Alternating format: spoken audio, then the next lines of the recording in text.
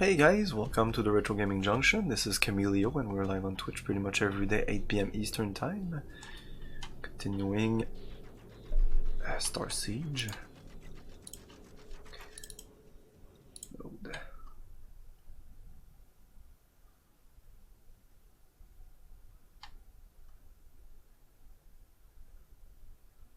As the rebellion fought its way to victory, the rebel leader backstory revealed he was truly Haravic Weathers, the Imperial knight called Phoenix.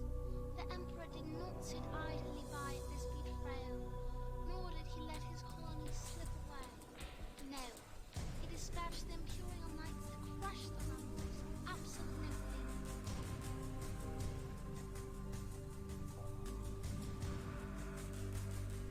Grandmaster King was among the first wave to land on Mars. Rage against his brother Haravic froze his heart and drove him to a pitiless hunt. This was a matter of honor and revenge. Can't hold him. We're falling back. Crisis Hunter! Spot split! Run! Arabic innocent. How are you out there? Come and face me.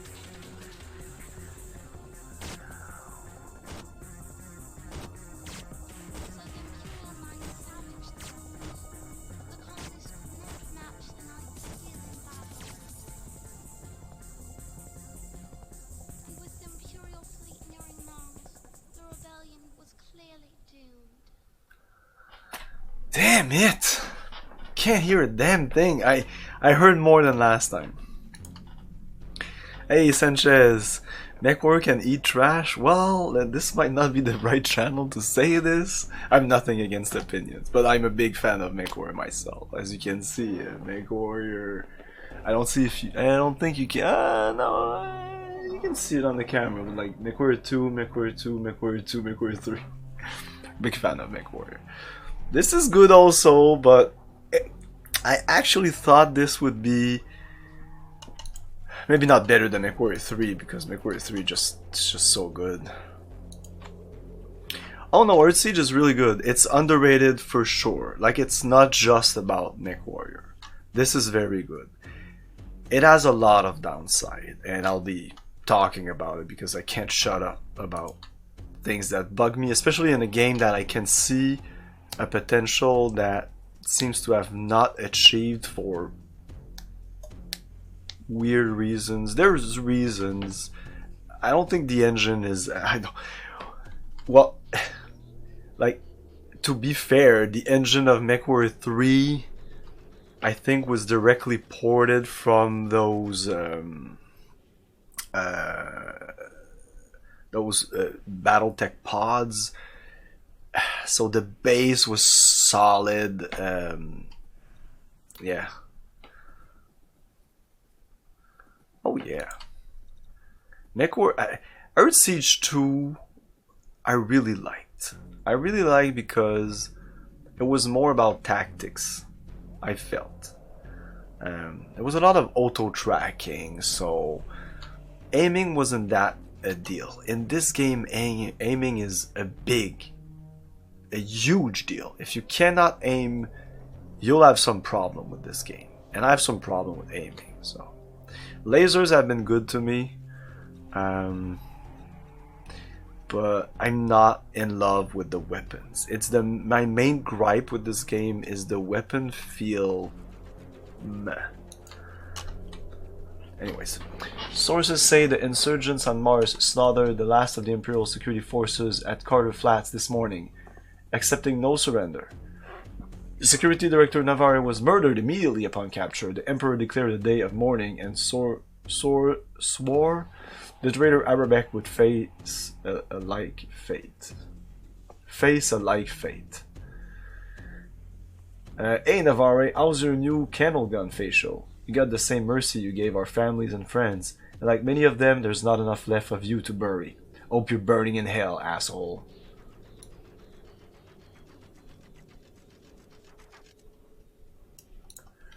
Damn it, I thought I made it clear we needed Navarre alive to stand trial. We have to show the people of the Empire what was really going on here and expose Navarro's insanity. Those MLF idiots squandered a priceless opportunity. Yeah, I can't click this. We surrender. We ask that Imperial Police surrenders. We ask that when your rebel consider our fate, remember that not all of us carried out Navarro's order, especially toward the end. The Grand Fleet departed from Luna to quell the hostilities on Mars ETA's 3-month standard. Expected mission will be to resupply the Knights and commence mop-up of surviving rebel forces. His Imperial Majesty has ordered that Mars be taught a lasting lesson, and we are it. That's another big gripe with the game. Like, I was excited about the story, so I read the manual, I read the compendium, and I'm like, I'm all ready for Starsiege. And now I'm reading again. It's just so much text. One tyrant's gone, and the Emperor is sending others to put us back under the boot. Fine. We won't break Teddy's. We won't break Teddy's? We stay free. Strike Force Red Whirlwind approaches Mars. Excitement in the dropship base is high as our valiant knights prepare their erks. The dust drags are our meat now, says Knight Captain Jaguar. We'll hit the dust firing. We wish the knights luck. Brother. Whoa, that's pretty nice. You have our terms. Think hard, and in less than an hour we drop, then it's Armageddon for your rebellion. It's Armageddon on your ass. Suck dust. We stay free, motherfuckers.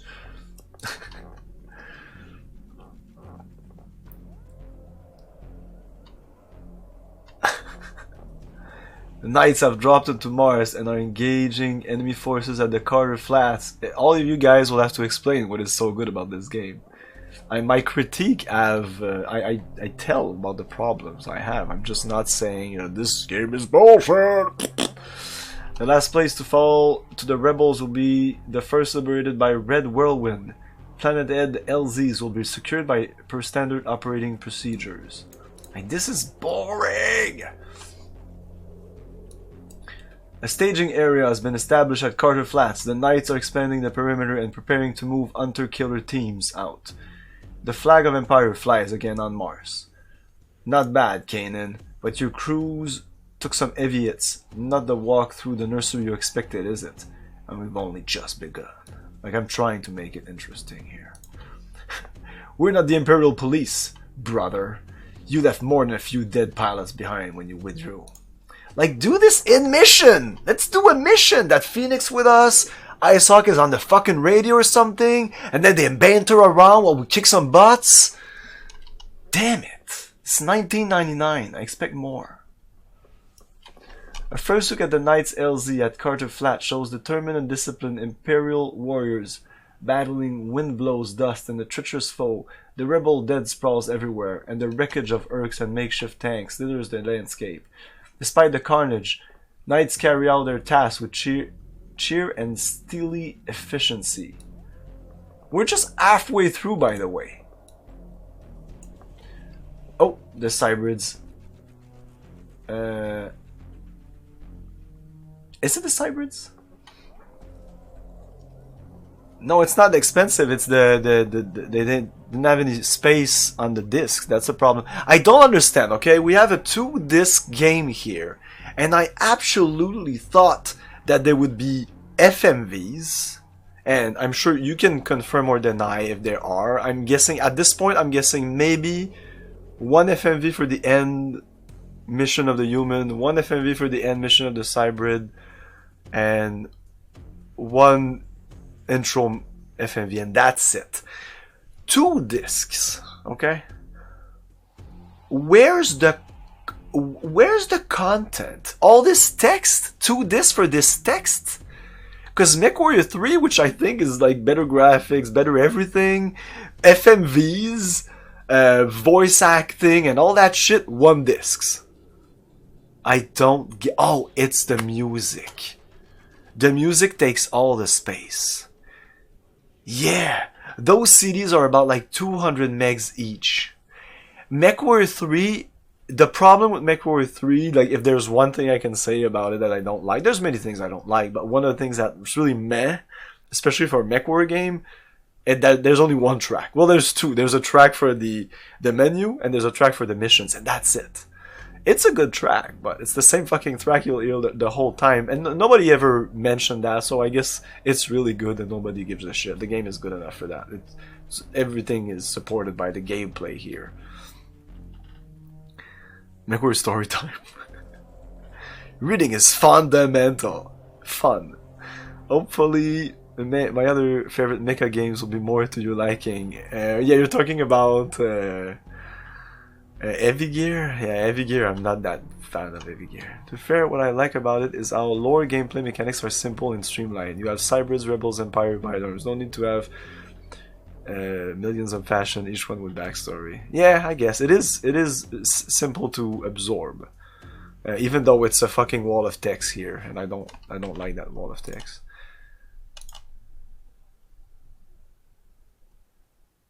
It's a neat premise, but yeah, it is a lot of text in all fairness. Yes, and considering that there's a lot of repeating stuff. I'll show you. Well, there was that narration by the little girl that fly through 3D in-game engine. I understand. That's good. I actually almost prefer that if you're to make it interesting, which it really wasn't. And the choice of the little girl's voice is I don't get it. That's a stupid choice. Punch the guy in the face who made that decision. What the fuck? First of all, who is she? Like, by the way, I asked that question the first time I jumped into the game. Two other viewers, completely unrelated, like the first stream and the second stream, asked, who's that girl? And I'm still wondering. If she has no bearing, that's even stupider to have used a little girl's voice as a narration. For two reasons. We're talking about big, stumpy mech story. What the fuck? Second reason, the voice volume. And the voice volume, also the voice, the throwing of the voice. Like, when I talk, I have a tendency to, like, throw my voice. It's just the way I talk. Some people, they talk like in, I don't know, they talk like inside themselves. I don't know. Like, I'm an introvert, but when I talk, it's really loud, and I can't really do anything about it. I hope so, right? If she's part of the story and there's a reason why she would do the narration, okay. But at the same time, the narration is told as a story, so if she survives, they could have used a woman's voice, like a more mature woman's voice. Now we're talking like a 7 to 12. It's maximum 12 years old at this point. Maybe not. I don't know. It's a weird decision. Anyways, I keep saying the cyber. Is it the cybrids? Sometimes I get mixed up between, like,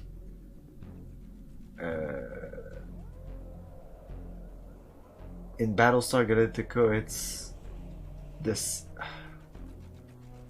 There's so many something. Anyways, human-animal conflicts and fringe continue to escalate efficiency. Advantageously continue, maintain observance, report beneficial progress human, death to giver of will. Death to giver of will.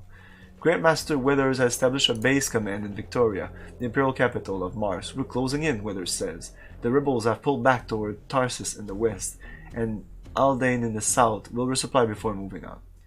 You know, I critique. What's the fucking English word for chialer? In French, you say chialer. I keep I keep nagging, or what's the fucking word? But they didn't have to do this, so good job on that. Yes, I will do.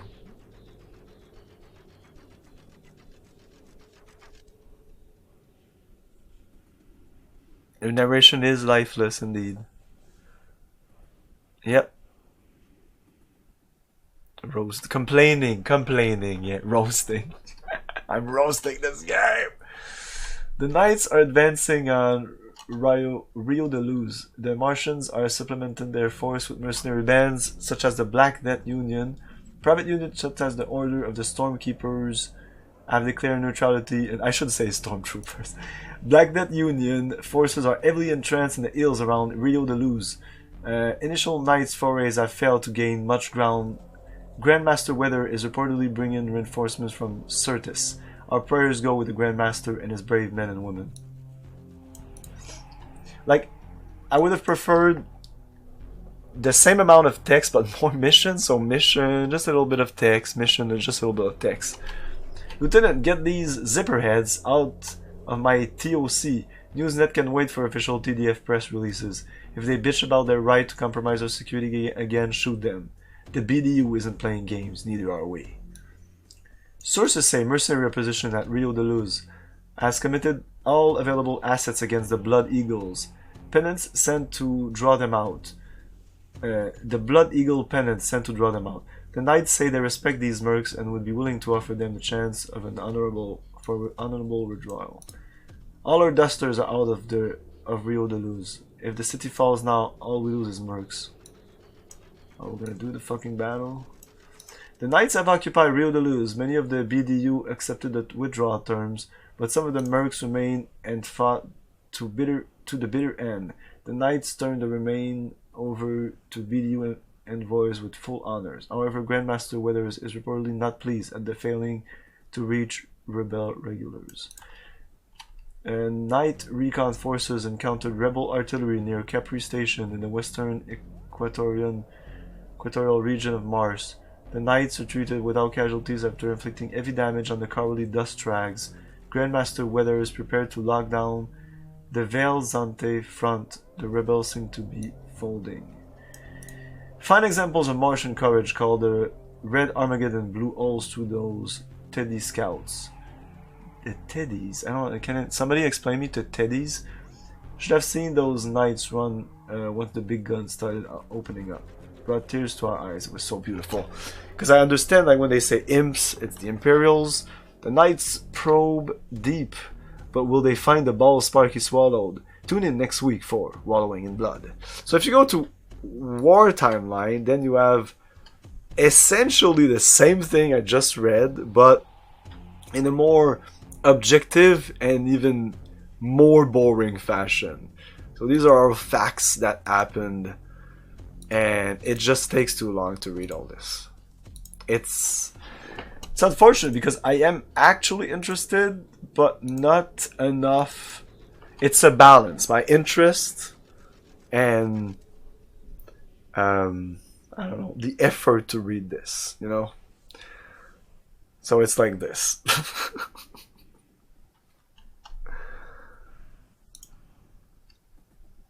Like, it's the same thing. It's essentially the same thing, but more in a just matter of fact, very, very factual and boring way to say that. So, fuck that.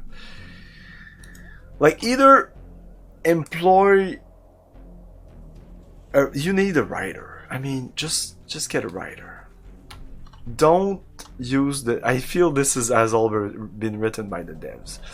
Even the manual story is well written. It's actually well written.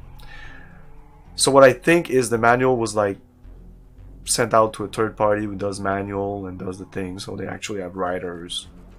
But this was just made by the guys who made the game. Is that the guy? No. Yeah, this is Kyle Reese, yes. Thank you, Sanchez. He knows his stuff. He's the fucking first to recognize the dude. Yeah, I put him there. This is also the logo of my channel that I also put there. It's fun because you can also add the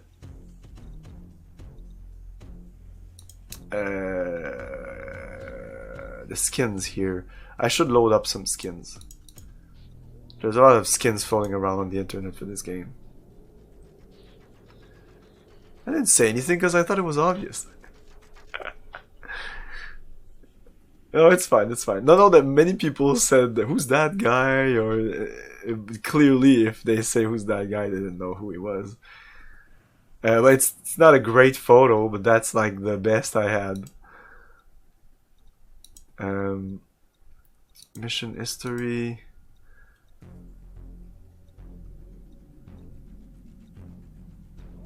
Briefing, that's what I'm looking for. No, not briefing. I mean, briefing. Well, as forewarned, Lieutenant, we're screwed. Kanan just waltzed right through Arabia Province, tore up our crews like cheap cloth. Christ and Hunter, sounds like the Knights compensated for our cloaks. That's bad. Time to turn it around. We're ordering a massive counterattack. We'll drop your crew at Ophir. It's gonna get pretty hot there. Remember, these are Knights. Imperial elite. Best equipment. Best training.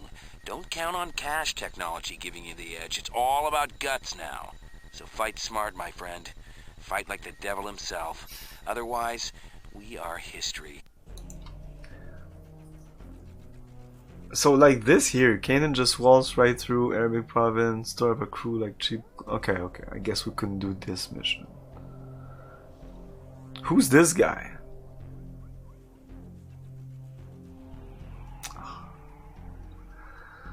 Yeah, Mark Hamill indeed.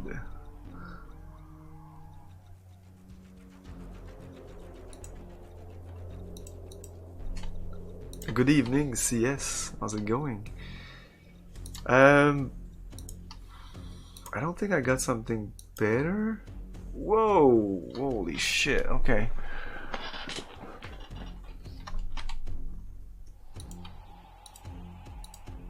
Minotaur, that's a 40 ton, 75, 40, 60 ton, 30 ton. Okay.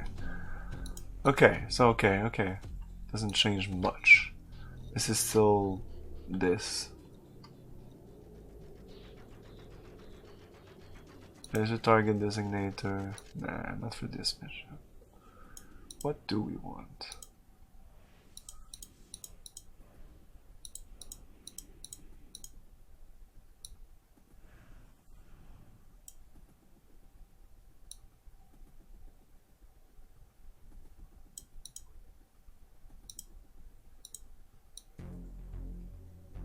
Even though my energy here looks bad, I never overeat. I want to say overeat, but increase. Yeah, okay, yeah.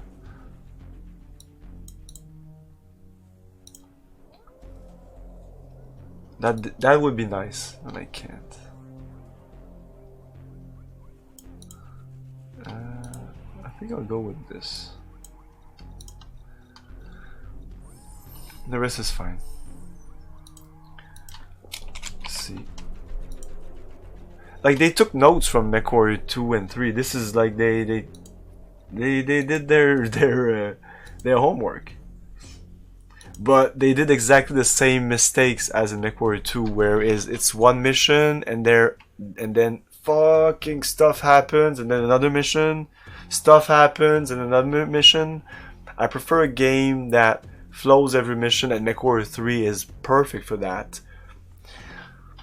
The problem for me with MechWarrior 3, because it's, for some fucked up reason, I prefer MechWarrior 2. It's just because it's too military. It's just, and it's not an interesting setting, really. You're just dumb. The story of MechWarrior 3 is you want to kill like the last remnant of one of the clans. So you jump to their homeworld and you destroy their homeworld, and then there's a guy that jumps to another planet. You go there with like 5 or 6 dropship, but most of them get shot down in orbit. You end up like crashed in another like area, like far away from your objective. Then you like walk your way through the objectives. Like each mission is like poop, you go to your objective and do your thing, boop, boop, boop. You find the guy, and I think it even goes further. You find a factory and stuff, and it's very, this is it. There's nothing like, there's no like Lost Tech, Starleague Cash, or twist in the plot, like one of your guys is a double agent or whatever. You know, it's just boop boop boop. You're doing your mission. It's very very well done, but that's not my type of game. I like games with story that are kind of like this, more cyberpunkish with AIs, aliens, and anything can happen. You know, but the delivery, the way they deliver the story in this, it's definitely the weak point. So we're good. I'm gonna save over mission 8. Can we get better than this for them? Good ace.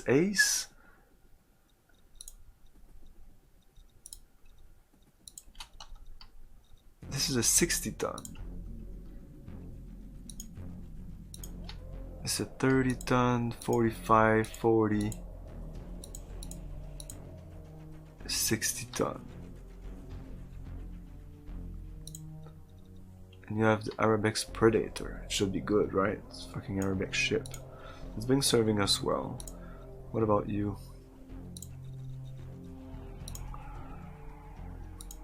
I'm sure I can put you in something better than that.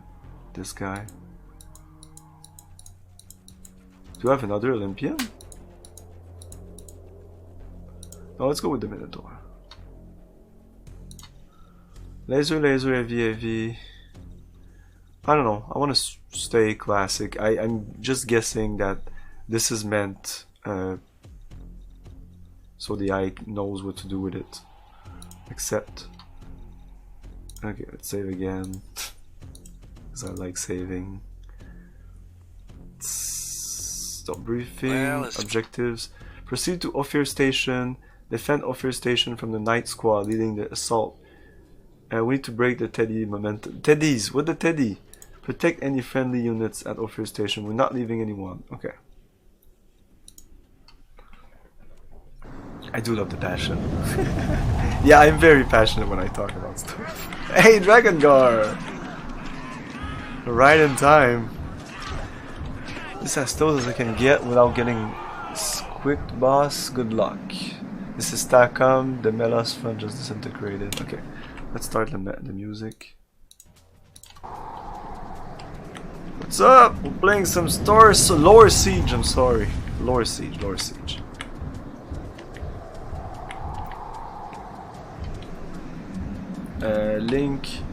Link.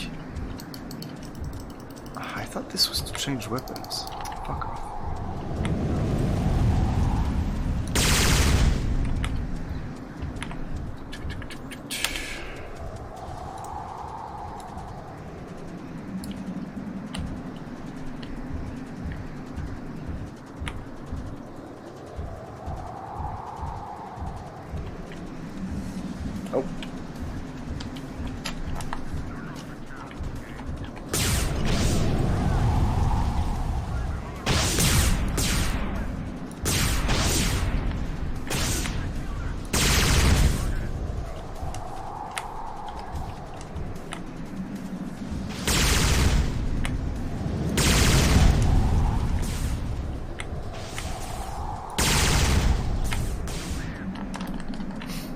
I love it when they tumble.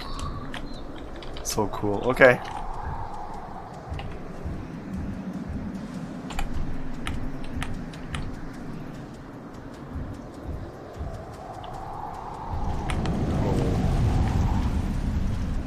What the fuck? Well, that's what I was trying to do.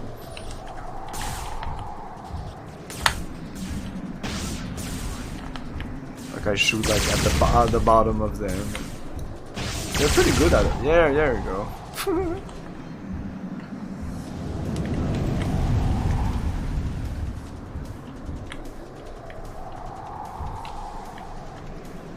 Okay. I hate that enter is the map and then you have to press escape to enter. Should also get you out of the map, so I can do enter, you know.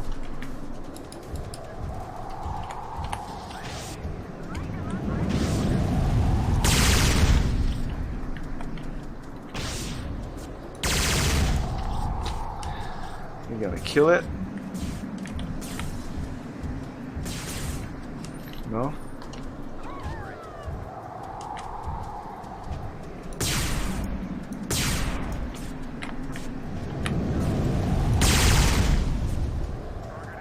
There you go.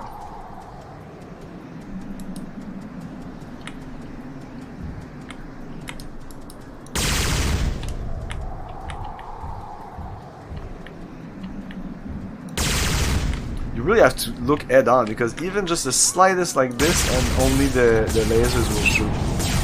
It's pretty annoying. So no turret action, which is another thing I dislike. There's really no turret in this game, except if you use tanks. But I'm playing a big stumpy mech game, I don't want to play tanks. I guess that's a good thing, you can play tanks in this game.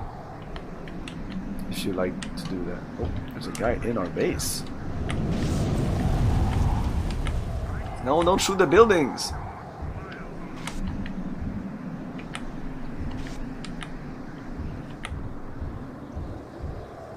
Like, I can't go like this. Like, look, I'll try. Oh, fuck you!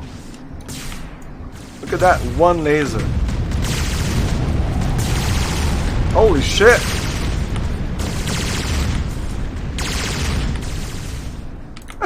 What the fuck? Look at my mech!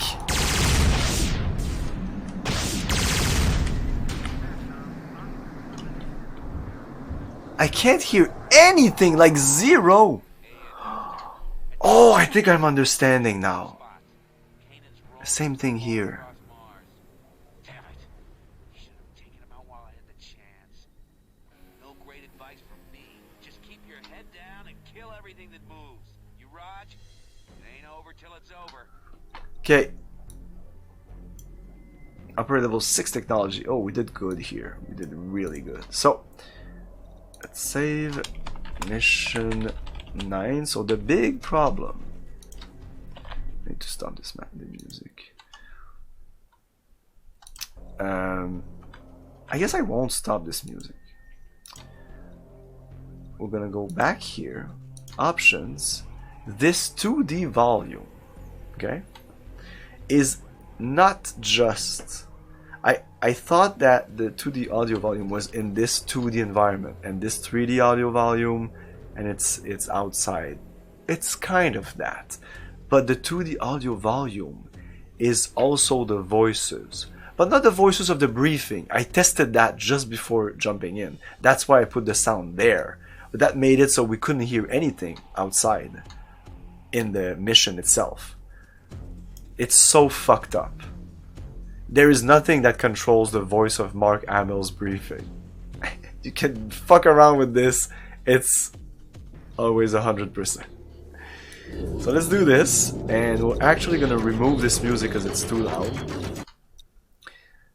And I guess I don't need the CD music either. And not that it works anyways. Okay. So we're still gonna have the little music that is not too loud. So we can hear when the... So now, let's test it out. If we do load game, and I do this here. Load. There should be a cutscene here.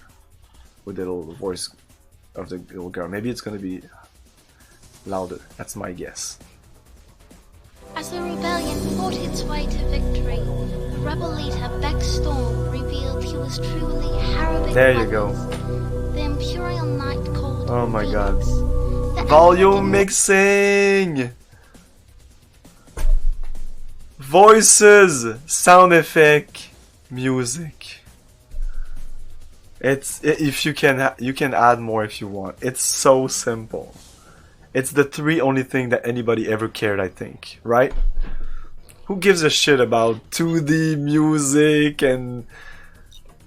CD volume is nice, but the CD volume actually doesn't adjust the music when... with the cutscene that we just saw. That music is exactly like the briefing of Mark Hamill. Stand to This is always this Something's up. level. Imperial dropships There's no are way to listed change all over this. Mars. Unless It's the 3D audio? Let's test it for science. Campaign, load. Let's try this again.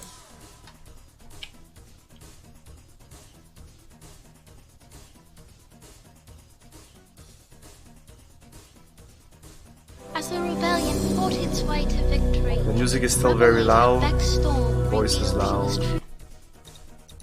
Well, as forewarned, Lieutenant, This is the we're same screwed. thing. Yeah, exactly. So, this is the guns, the explosion outside. And I'm wondering, I'm gonna switch it to just direct sound. I think the 3D might be glitching out. Okay. Campaign, load, mission 9, load. Lower time! Imperial Knights brought rebels to bay at Melas and Ophir Station last night. After bitter fighting, the Knights broke the back of rebel resistance. Even now, Grandmaster Withers pursue the remnants of the rebel army. Hail to Imperial Justice. A recon drone has been dispatched sunside to investigate unusual readings about the plane of the ecliptic communication with the drone. Above the plane of the ecliptic. Communication with the drone will be difficult due to the current state of solar activity. I almost don't see the dots. As ordered fleet assets to remain alert for rebel signals attempting to indicate cyber presence. The Admiral referred to the incident in Venusian space last year. Remember the Jakarta. Guess what, Teddies? We have a few tricks left. Don't get all sore slapping yourself on the back quite yet. We stay free. The Knights continue to push back the rebel remnants. His Imperial Majesty expressed hope today that the conflict will be ended quickly. He also urges the rebel to concede defeat and surrender before more lives are lost. Oh, web ravelers and web techs put in a long night last night erasing a rebel animation posted as an answer to His Imperial Majesty's plea for Martian surrender. The content of the 3-minute cartoon is extraordinarily vulgar, and parents are warned to check with their local systems raveler before permitting children access to the family interface. Gee, we kinda like the Reb cartoon. Thought it deserved a wider audience, so we piggybacked it into Gloria's mail exchange and popped it into this morning's NN broadcast. Enjoy. Using a stolen Urk, rebels ambushed a position held by Imperial Knights. Some supplies were lost, but Knight casualties were minimal. The rebels paid for their treacherous attack. Okay, Teddies. Let's see whether the loss of your fancy gear evens the odds. The dust is relentless as time, you know. So are Martians. We stay free. ETA to Mars is 12 days, 18 hours. Red Whirlwind reports. Red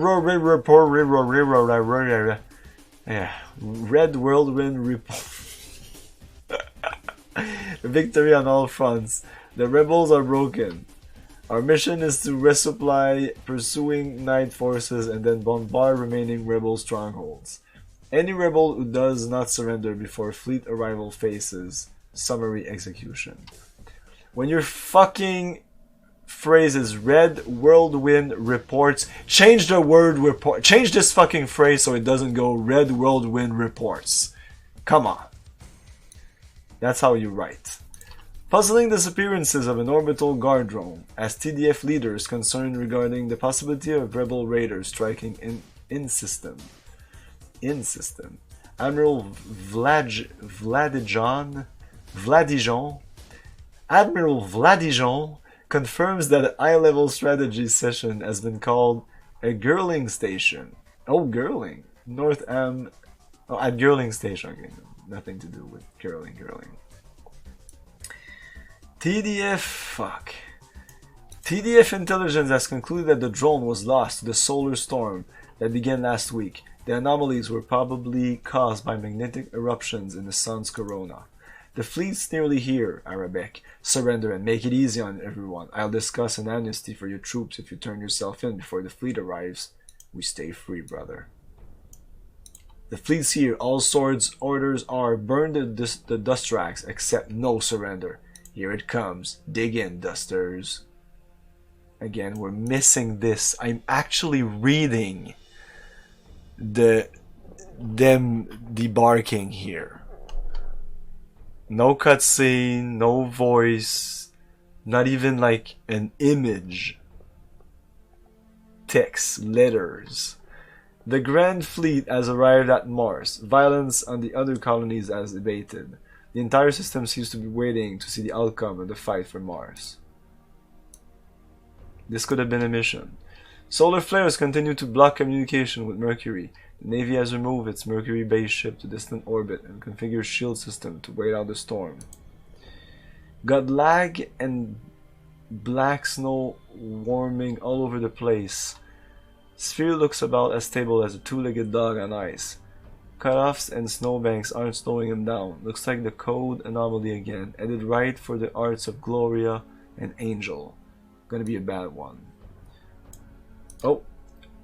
What happened to Gloria has to be Arabex's work to laser transphobo-orbital. Can't to King Western. Yay, I don't have to read it.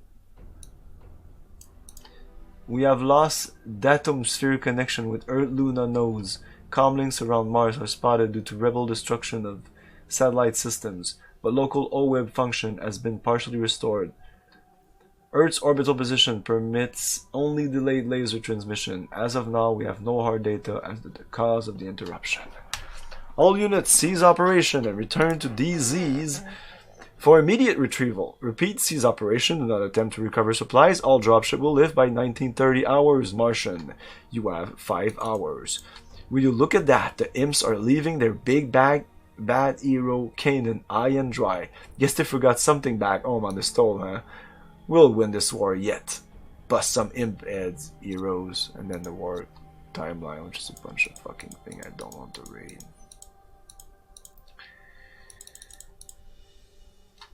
The urgency of the Emperor's order threw the Grand Fleet into chaos. Landing operation were cancelled, retrieval personnel commenced immediately. Time was short. The fleet waited only long enough to plot the course to Earth and run through the pre-fire drain. I think that's the problem. Cyber attack Luna. Executing a precise time strategy, the Cybrid Armada struck at Earth mere hours after the Grand Fleet deployed reinforcement onto Mars. The first target was heavily defended Luna, where the TDF Orbital Guard had constructed a series of powerful railguns and missile batteries to protect near-Earth orbit. Once Luna failed, the bulk of the Armada would swing toward Earth itself. By now, Peterson had realized the enormity of his error and shat his pants. The defense and security he had labored and suffered to build for so long had turned to ashes in his hands. The Martian rebellion was meaningless. He ordered the Grand Fleet to abandon Mars and return home with all possible speed. He had the message sent by laser pulse once the position of Earth and Mars permitted a direct line of transmission. Oh my god. And is it Yui Gore that said like the like some of the expansion packs, the expansion pack of Starsiege, like the plot point had made no sense? Well, this doesn't make any sense because this Emperor, this Petroson guy, was so obsessed with defending Earth from everything, from the Cybrids essentially, not from everything, just the Cybrid. They didn't give a shit about anything else. But then as soon as there's some shit on Mars, he throws everything at it and forgets that all these years, like for like what, 300 years, more than that, more than 300 years, he was like obsessed with, and of course that's the time that the Cybrid used to attack him. Like, is he stupid or what? He's not supposed to be stupid.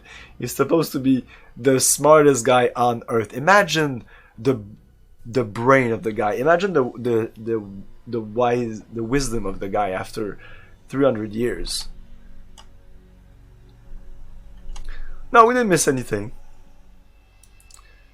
It was all this. You missed two streams of all of this.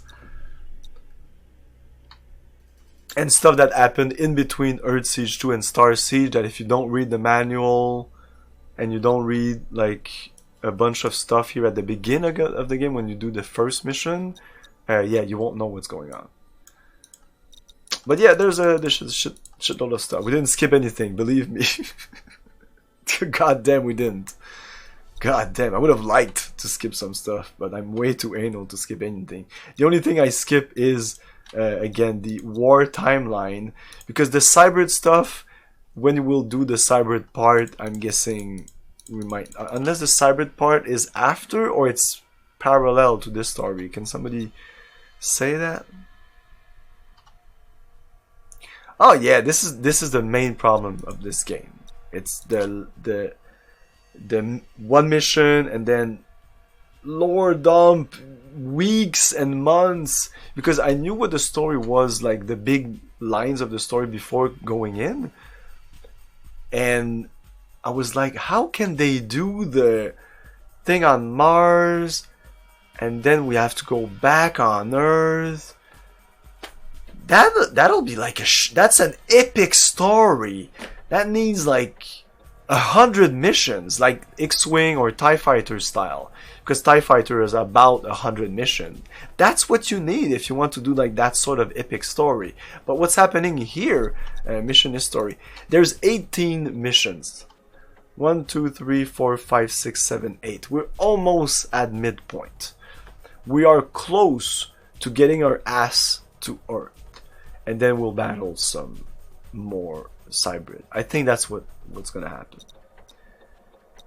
It's weird because with a name like Starsiege and all that thing going in space, you would think that the majority of the battle would be space battle and not Earth battle. I never understand though. They use the word Starsiege, and what's in the stars? Tribes was on Earth. Starsiege is always on surfaces. There's not, you can use tanks, but you can't even use flying stuff. Like in the second game, right? In the second game, you can play at, yeah. Earthsiege 2 is really good. Now that I really think about it, no story really, but for its time, it really used the technology it had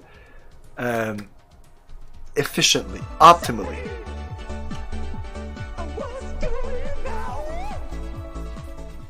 Stargate is not in a star, but Stargate is to go between stars, so it makes perfect sense.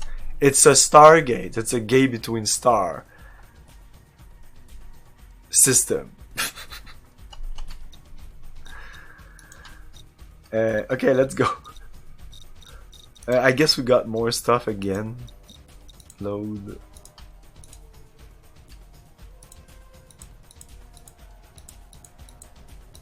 No, it's the same shit. Oh, Apocalypse, this is new. Oh, isn't this like a really good mech? Oh yeah, okay, let's load this. Apocalypse, okay.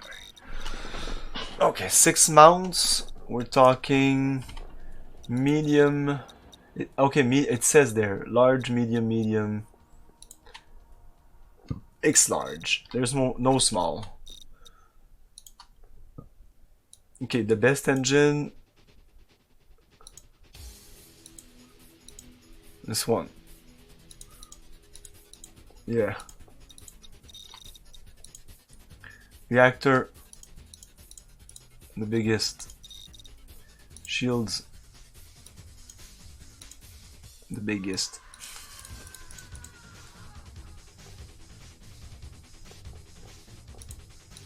Protection factor.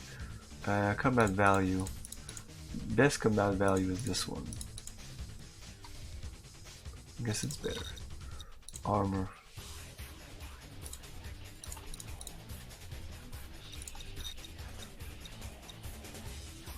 Thermal diffusion jammer. Y. Shield amplifier. That's exactly what I want. I usually do ECM here though. I can't. Shield amplifier. Does it have to be large? No. That's stupid. So I can do this. Why wasn't it already like that? Heavy autocannon, heavy auto. Okay, the biggest weapons. will be the missiles, right? Small, small, small. Lasers are all small. Medium, medium, large, X large, medium. Assault cannon. What about the missiles? Wow. Okay, this thing can just use anything at once. Hercules, humaniform emulation roboticized combat unit with leg, articulated navigation. One thing I dislike, I don't know if MechWarrior does the same, there is no continuity in the mech model line. Mech types are made from scratch for each of the games.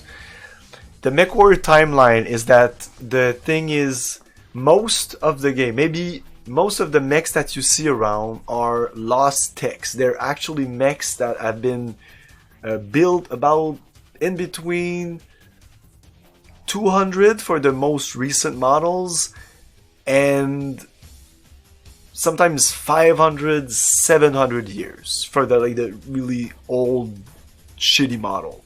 So there's some guys that are running around in atlases, like those big chunky mechs with that head that looks like a big guy, like a quarterback or something. A quarterback, and that might be like 500, 700 years old. Of course, refitted, but sometimes not too much because it's lost tech. It's so old, but it's new, you know, because there was like a high tech and then eventually everything crumbled.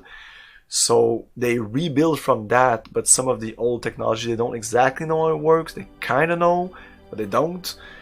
So they know how to, it functions. It's like if I give you a computer, if I give a computer to my grandma, she knows how to boot it up, you know. But if it breaks, she's fucked. It's exactly the same. It's almost the same. So you have tech that kind of reverse engineer some of those mechs. Were able to or found. What happens is usually they would found old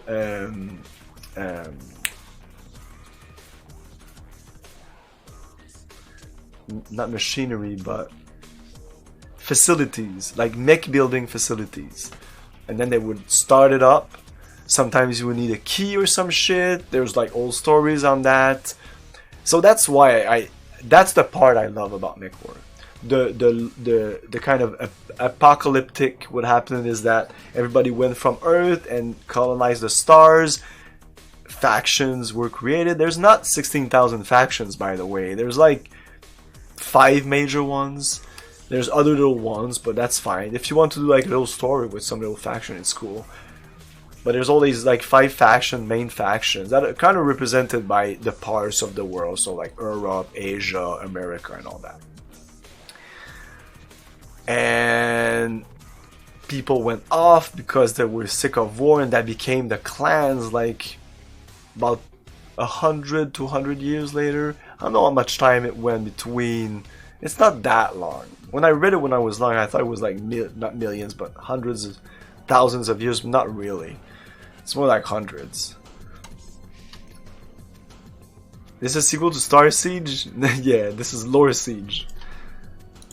So essentially that's what's about the mechs, and that's why. So in 2500 was the height of the mechs, and then it went downhill for a while. There was war, everybody destroyed everything, so we had armies of those mechs, but now it was afterwards it's just a mech here and there.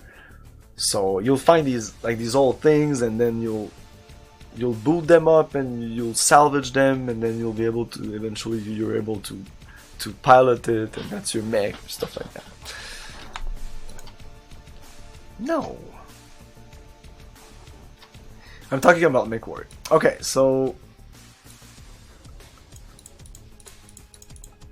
which missile? The swarm were nice. This is new. Is there Tech 6 somewhere?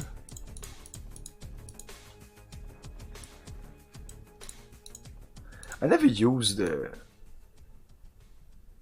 the missiles. So should I even put them there?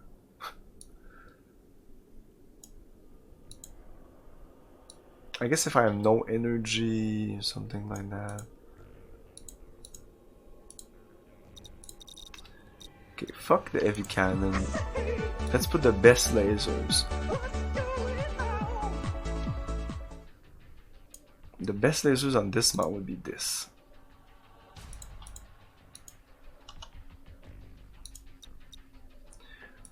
What do you guys think of the weapons? Is there something I should go with?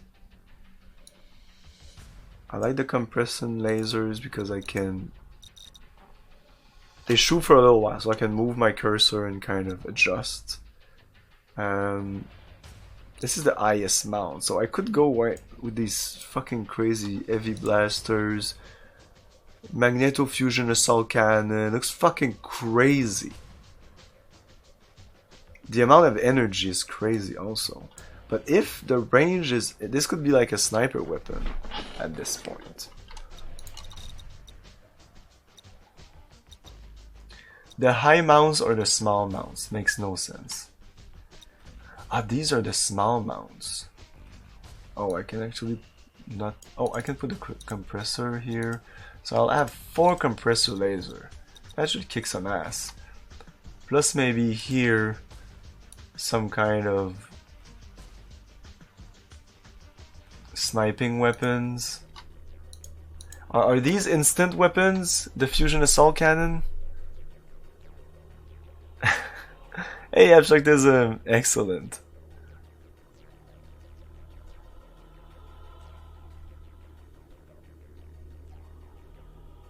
What's new is criticizing how much text and lore is. No, we're past that. Now I'm building mix. We'll come back to that after this mission. X-Large. I want to try it, but it's overweight a lot. Heavy autocannon. Why not? Why not? We're a little bit overweight. Just a tiny bit. Basic sensor.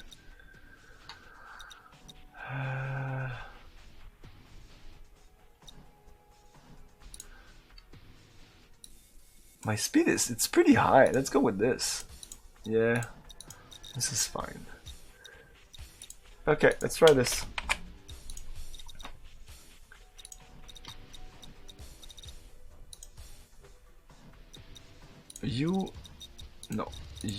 I'll put you in the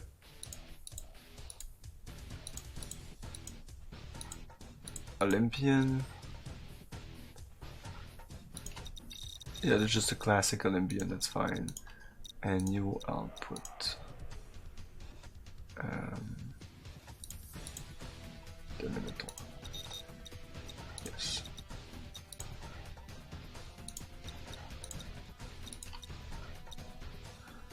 Okay, we did the briefing, right? Stand to, Duster. Something's up. No, we didn't. Imperial dropships are lifting all over Mars. Knights seem to be pulling out. God knows why. We both know they're practically knocking on our door. Our crews are exhausted, but we've got to take advantage of this. Whatever's up, right now the Knights are spread thin. Kanan's exposed out there, and I'm going hunting. There's a Knight LZ near your position. Take it out. Deny my brother access to that escape route. Kanan's not getting away from us this time. I had to use a word. Nothing ever says use the elevator shaft like that. Oh, my friend, that's my favorite level. But yes, the first time I played that, oh my god, the swears. There was so many tabarnak and so many Chris and the Callis. Saints were flying everywhere. That day, I opened my I was welcome into hell. Oh yeah. But I eventually figured it out. Ah, too bad you have to use the walkthrough though. I think it's such a revealing moment when you finally figure it out. I've never seen anything. Well, I've seen things like that, but you don't expect that from that game because it's like it's 2D-ish. You don't expect things like moving stuff and going under the elevator because you have to move the elevator in a certain way. Spoilers for that mission.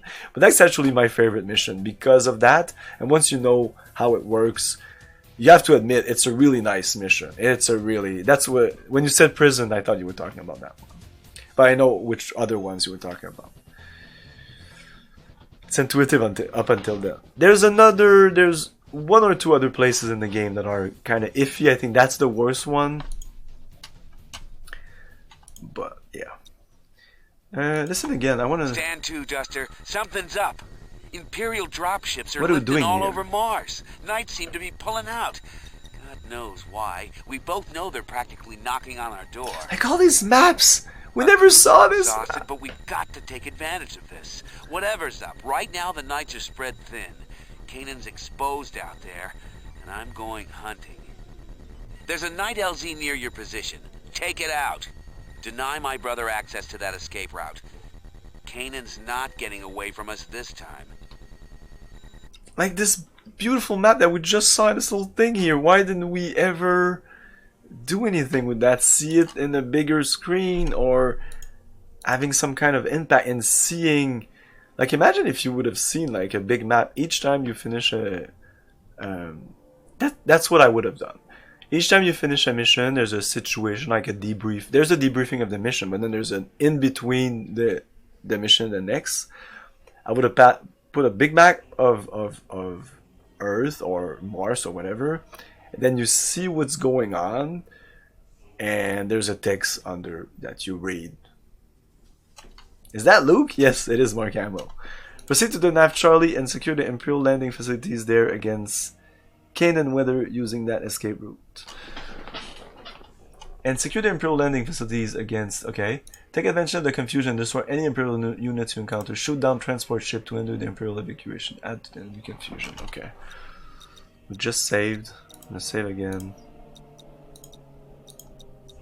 Sorry. I'm so shit with names. Oh yeah, I'm the same. I'm not judging you for not knowing the name of Luke Skywalker.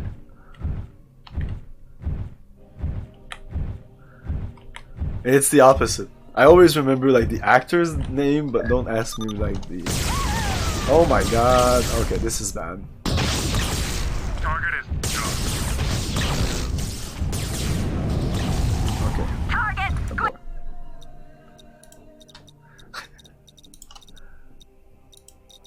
Firing chain. Okay, we want...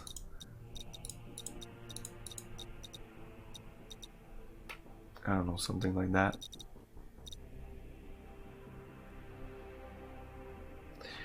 Or... Yeah, this... Okay, yeah.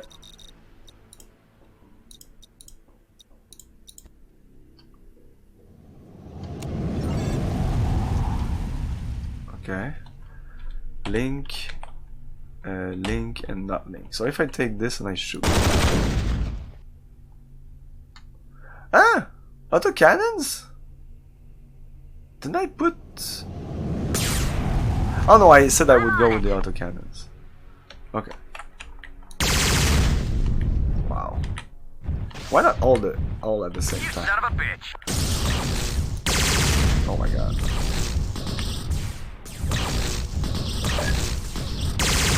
Fuck. Target dusted. You're on. Kiss, kiss, boom, boom. I know the range of my weapons. Not sure this works. Oh shit! Target. Add to the confusion. Woo!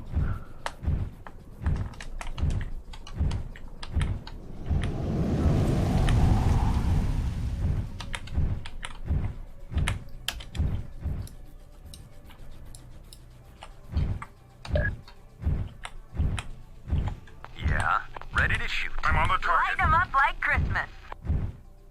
Thunderbird, we have reps on the perimeter. Moving to intercept. Yeah, now the voices are a little bit louder. It's not perfect.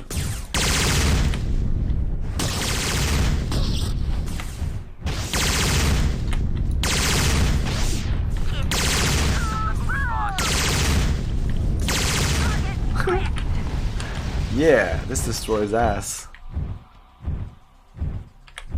Guys, don't stay in the explosion radius.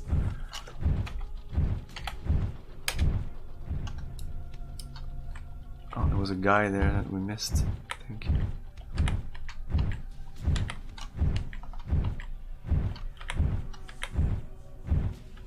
Oh.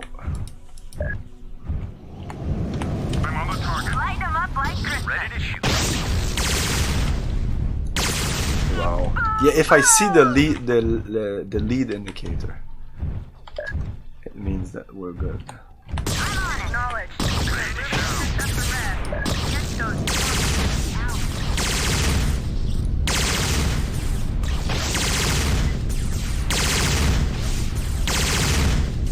Boom, boom. Kill this thing before it goes away. Light them up like Christmas.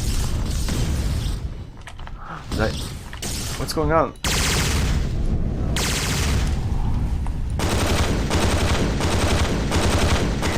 Baby, boom. Oh.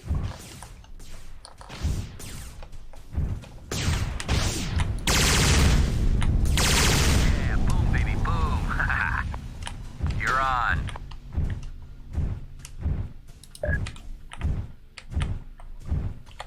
I'm all over it. Engaging now. I'm on it. Yeah, boom, baby, boom. He likes saying that.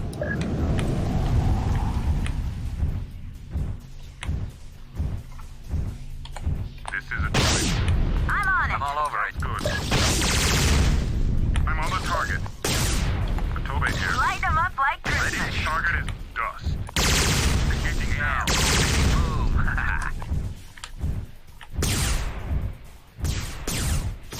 Target squick. Let's have targets. This is I'm on it. ready to go. Mission objective complete. Target is Nice. dust. We did eliminate transport ship, destroy any resistance. Oh shit, artillery! Oh!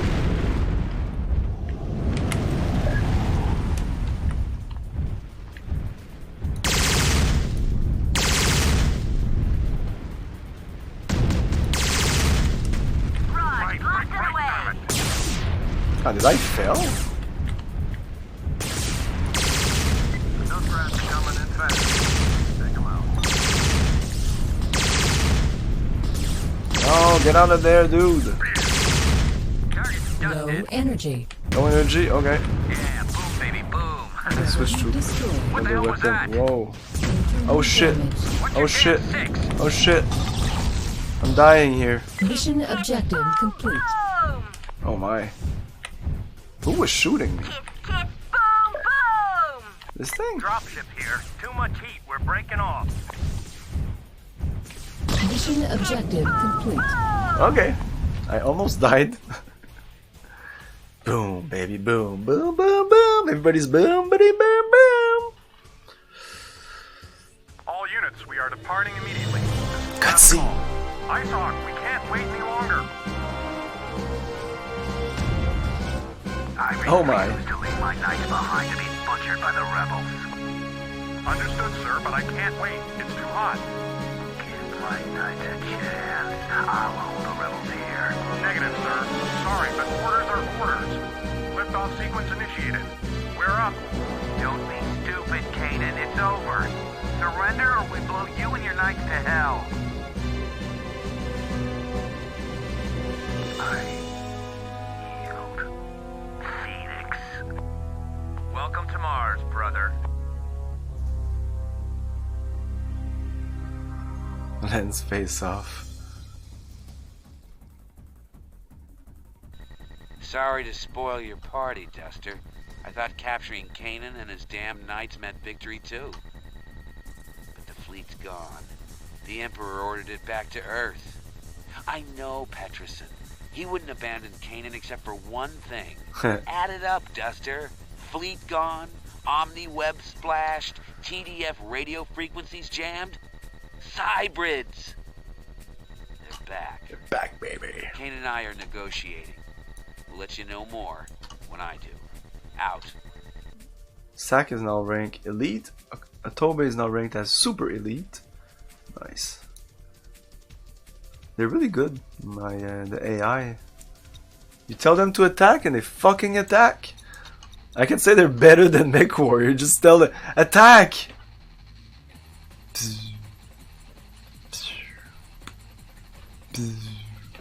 Hear it, attack! And they download everything they have. That's really nice. Okay. Let's save. Never forget to save. I did save, right? Yeah. Oh wow, there's not so much here. Kanan surrendered! Mole commands ordered a ceasefire. We win! Though web's down, though mixed reports coming in. Something about Earth. We need more data. For those who can still hear this, the cybers have invaded. Intelligence remains sparse. The O-web is compromised and may crash at any moment. Preliminary report indicate Mercury has already fallen to the cybrids. Earth is bracing for siege. All units go to maximum alert. It's bad, real bad. The cybrids crushed the Navy at Mercury and are headed out for us like hell with the lid off. Lace them up, dusters, and polish the candle guns. This'll be one goddamn nasty ride. The cybrids have invaded, and our fight with the Teddies is meaningless now. From now on, we're all in it together.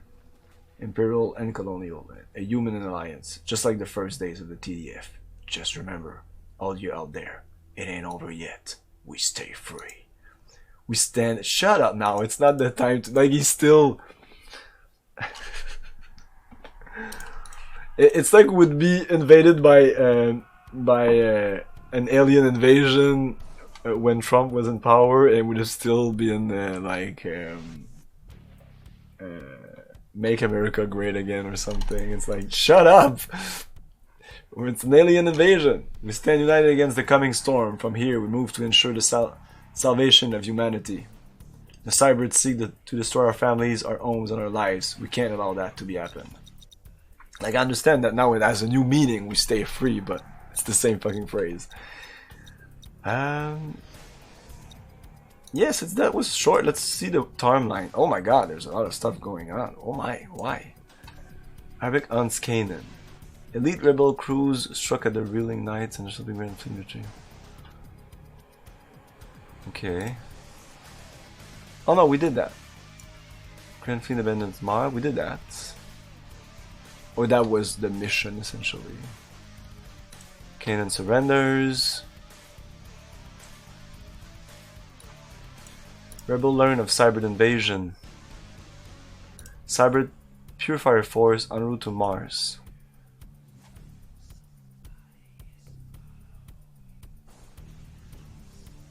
Formation of Human Alliance. Alliance Pounder Strategy.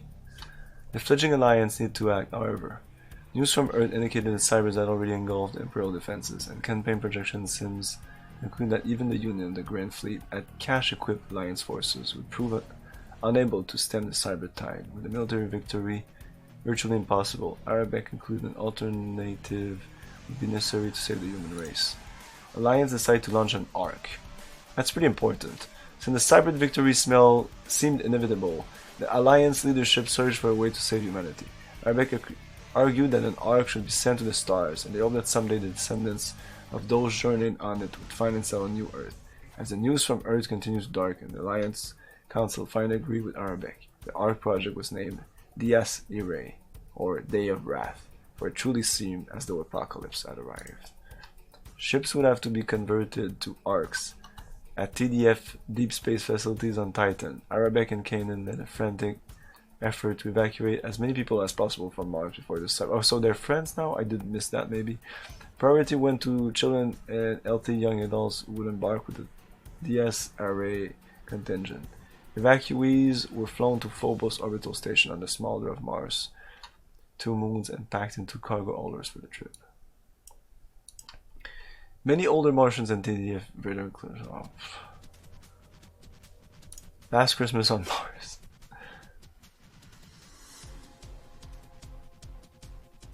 Martian invasion begins.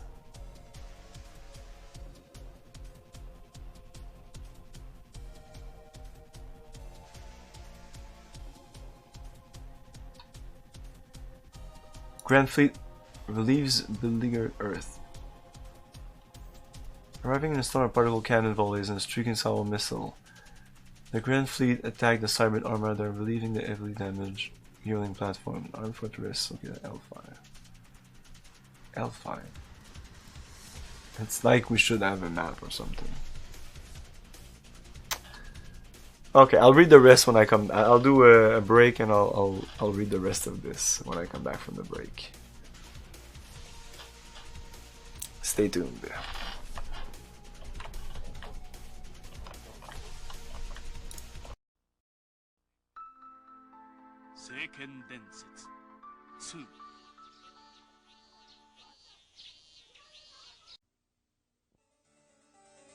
Rich and wonderful new worlds have been discovered.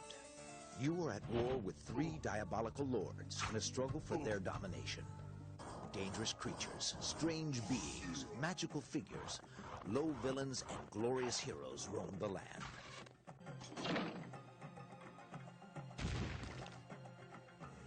Recruit your own battle forces, gather your resources, and set out on the adventure of a lifetime.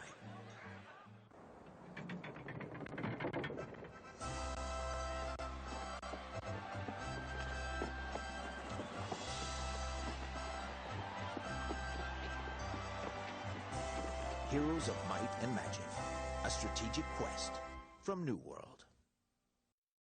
Lovable, unpredictable, programmable. It's The Sims. Hey there, sport.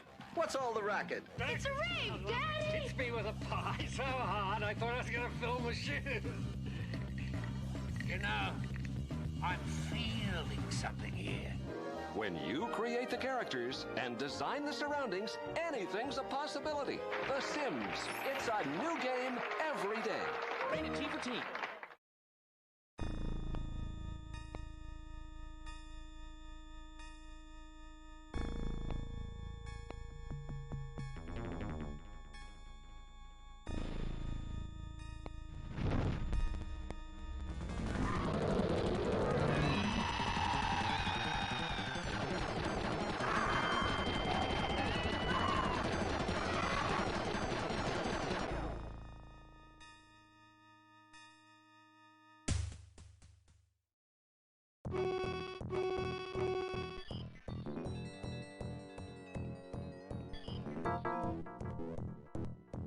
Warning. Warning. UFO detected.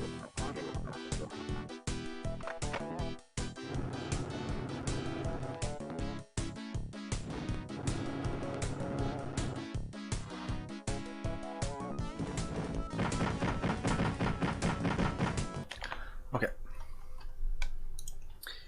TDF flees Mercury. The Cybrid Armada has struck flee.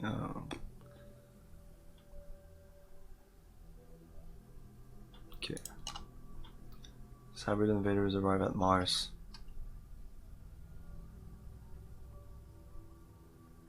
Immediate attack from Cloak Space Raider vessel. Drop pod carrying Cybrid war forms rained fire across the Tarsus Bulge and raised huge dust clouds with their impact. The second Mars siege had begun. The Alliance still had ships loading refugees. Server instructions.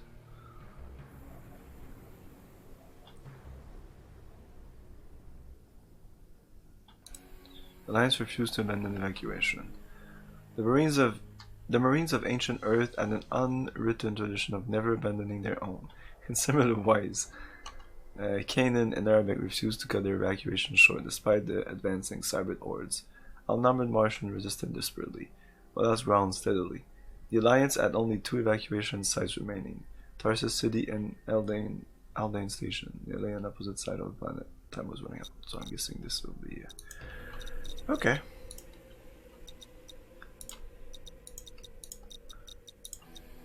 Did we get a new mech?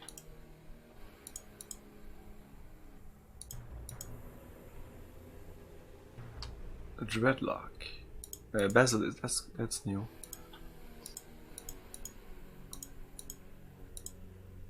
Gorgon, an 80-ton mech. That goes at 90? They mostly come at night. Mostly. What? Gorgon. Let's try it out.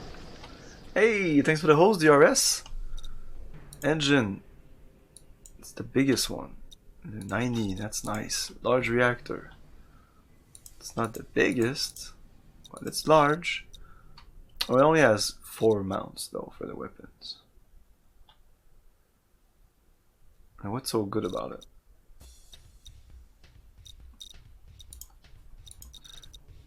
X mount, so I could go like these fucking things here. But it's so crazy the amount of energy they use though. Like this, I could do. And again, another one. Oh, I only have one? Oh, that's not good. Really?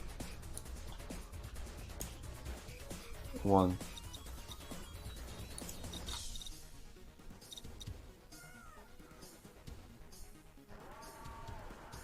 $85 already. I don't know. Yeah, I don't like this mech necessarily. Keep this. You.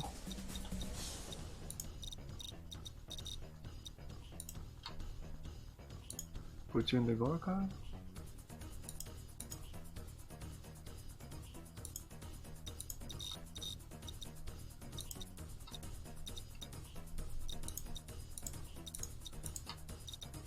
I'm only veteran and he's like elite, super elite veteran. Time to bury our grudges, Duster. Kanan and his knights agreed to an alliance. They're on our side now. Let's not kid ourselves. Mars is doomed. The cybrids are coming down in waves. We have a plan that may preserve humanity. We gotta get to Titan. The TDF spaceport there has what we need. We're taking everyone we can, packing them into long-haul ore freighters at Phobos Orbital. Striker 1, I need you to cover the evac at Haldane. I'll do the same at Tharsis. Kanan will ride herd on aerospace ops. A lot of good people will be in your hands, my friend. Protect the convoys and hold the glitches off as long as you can. Then get out. Don't be a dead hero. Raj. A new old mech game. I don't know. Protect the convoy, escort the convoy to the cargo, pick up location at Bravo, deploy to prevent the cybrids from picking up transports before the convoy gets up to speed. Armored tanks have been deployed to assist you. Use them to hold an escape route for the convoy. Okay. This is mission 10, right?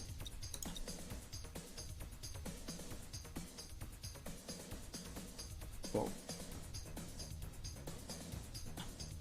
Yeah.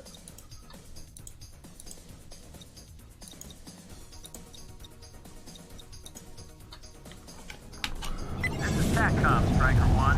Convoy has to finish loading before they can move out. They're dropping in everywhere!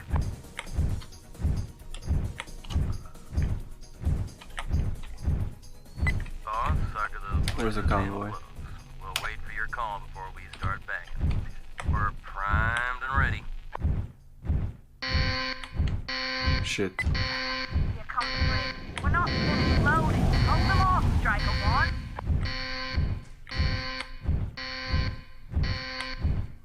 Eh?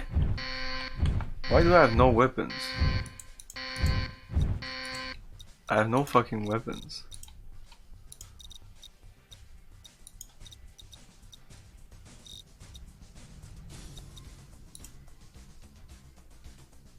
I can't use my Apocalypse A?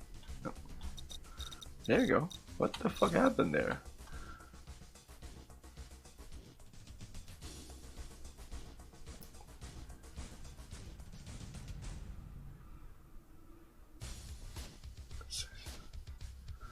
It wouldn't run? Why?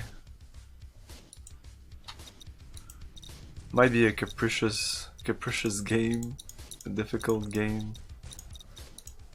to run. Time to bury our... I don't know what the specs Striker were. 1.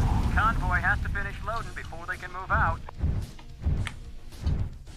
They're dropping in everywhere!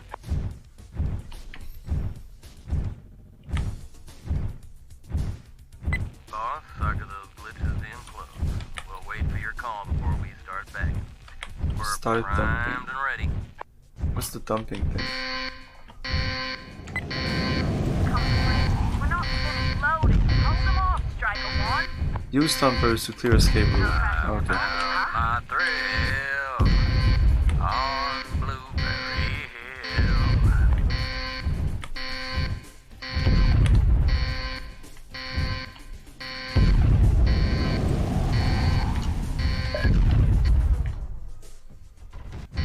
Oh, something happened.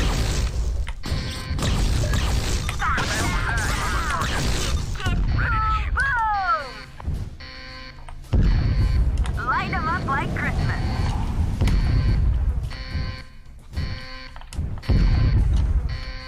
Hey, where's that Meg that I was seeing here?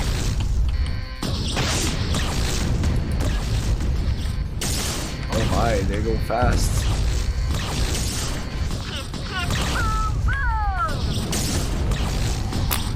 My guys are good enough. There you go. I don't even have to shoot. Oh.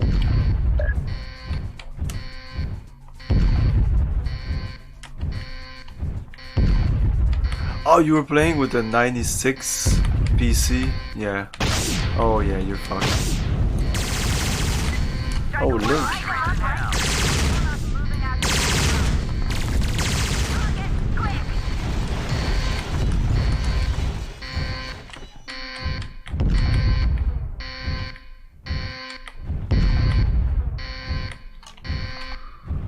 Use a thumper to clear. I don't know if I did all I could with that. Whatever. You have to protect this convoy.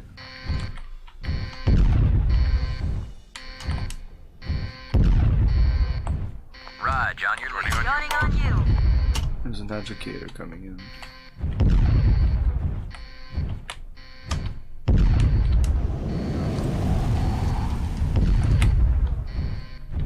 No, I can't target it. I can see it on my map, but I can't target it. Something there I just popped.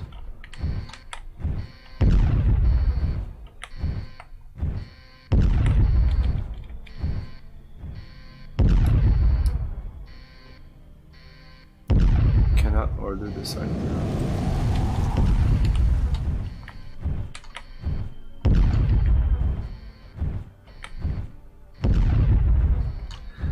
It's Dune, the thumpers.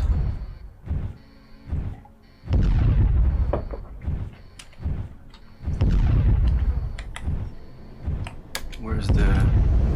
Oh my god.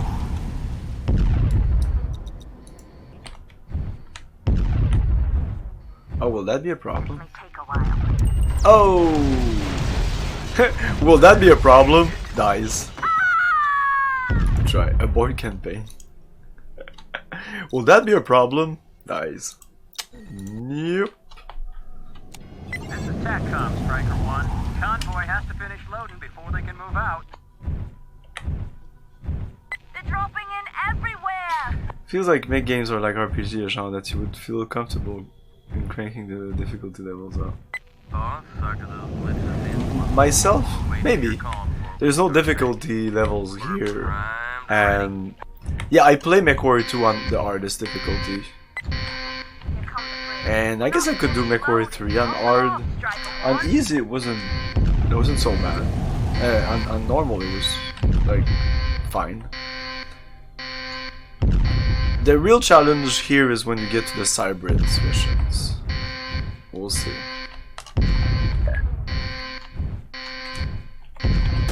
I'm all over it. Whoops. So I guess once that's done, we stop the stopper, the thumpers.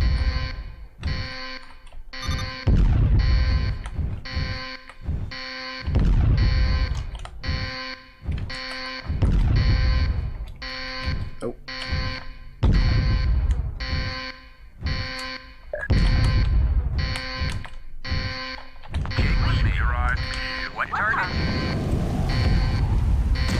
Oh no no no no.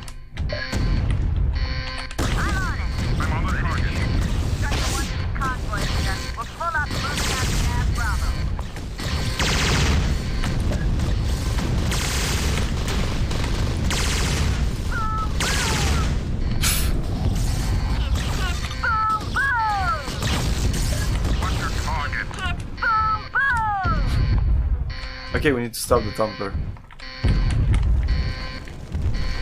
Stop. Get out of my way.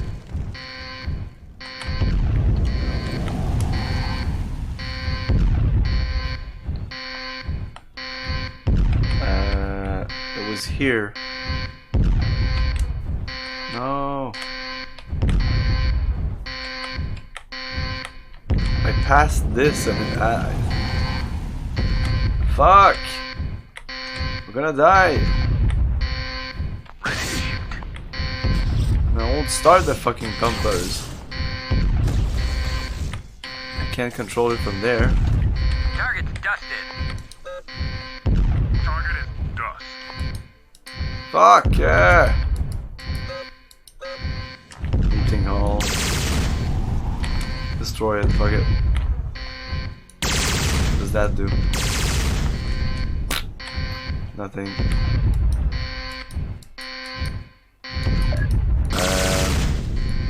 Yeah, what the fuck with the thumpers? Target's dusted. Oh my, they're coming in. Did they stop? They stopped. They stopped. Oh, they know. Maybe that's where I need to stop them? The thumpers? Does somebody know how to stop the thumpers? Anybody for poker later? Anim savoir-faire. Yeah, I definitely prefer the Cybrid's design than these ones. They're okay. They're okay. I prefer the one on the right there.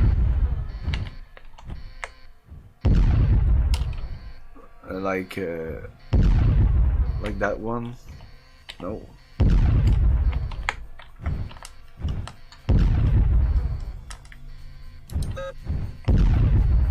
I read something about the thumpers.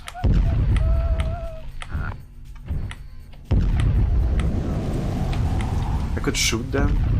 No, don't go, don't go. Yeah.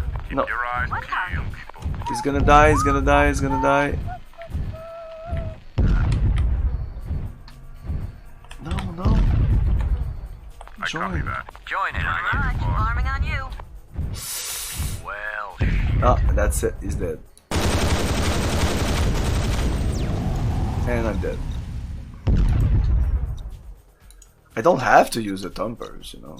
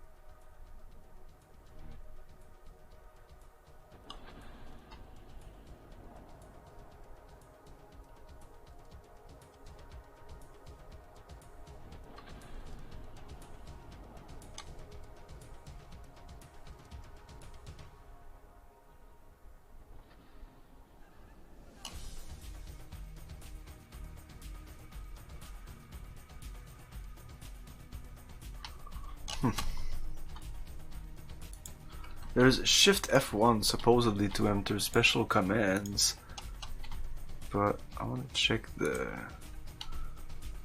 Wow, I read the entire fucking manual. Never saw anything about that. Twice now there's that problem that, like, I'm... What the fuck? Like, I want to do something, like call, and there's a big tutorial in the game. They never talked about that. And here, if you're about to introduce something in mid-game, just do a little tiny tutorial.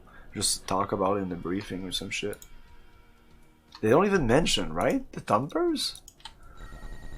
Time to bury our grudges, Duster. Kanan and his knights Not agreed to an here. alliance. Here they say, use them. Use them. Okay. 80s cheesy romantic comedy. What? That involves magic, aliens, or the supernatural. Romantic comedies. You're not... You like romantic comedies, dude, right? It's definitely not the first time you ask for romantic comedies. I don't really do romantic comedies. Romantic comedies with an alien twist and supernatural and magic? I don't know, man. I'll have to do some research. Let's do a quick research.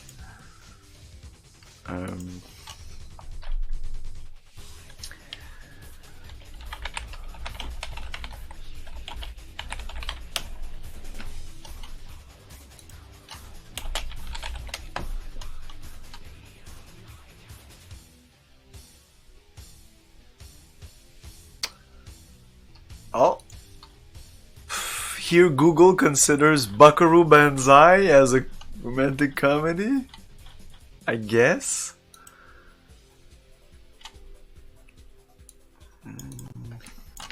Romantic comedy sci-fi.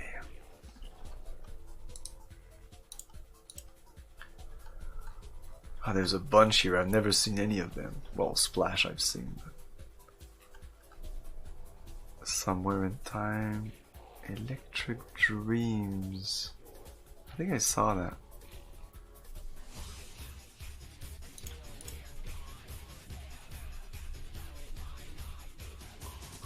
Groundhog Day? Okay, yeah, okay. It's not cheesy though. Damn, you have too many, there's too many variables here. I can't do anything. Okay, remove the cheesy. And you have Eternal Sunshine of the Spotless Mind. Highly, highly recommend Eternal Sunshine of the Spotless Mind. That is a romantic comedy. There's no magic, aliens, or supernatural. I think it fits the theme anyways. It's kind of a cyberpunk movie. It's not a romantic comedy. Dude, I don't do romantic comedies, okay? I just don't do them. I don't. So I don't have any recommendation because I don't even like these movies. I don't know, and Google's not helping me to like show me a bunch of movies, and there's nothing here that fits the romantic comedy. So if I go on IMDb and I go full on romantic comedy genre, comedy, romance. I have to do comedy and romance. So let's do comedy and romance. Okay, add some sci-fi in there. Okay. Oh, I got the perfect one for you.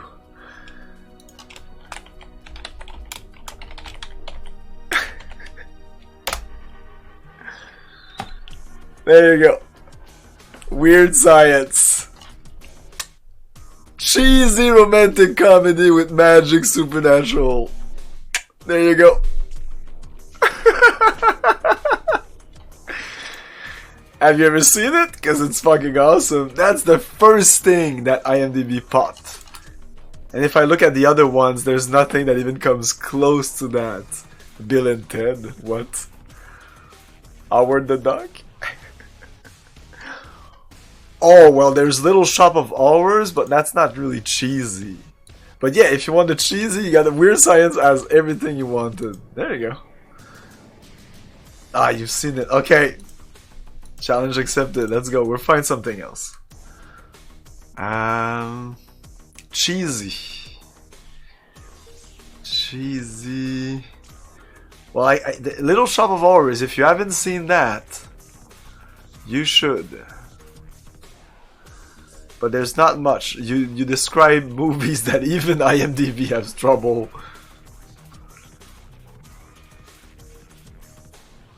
My Super Ex-Girlfriend was okay-ish, I guess.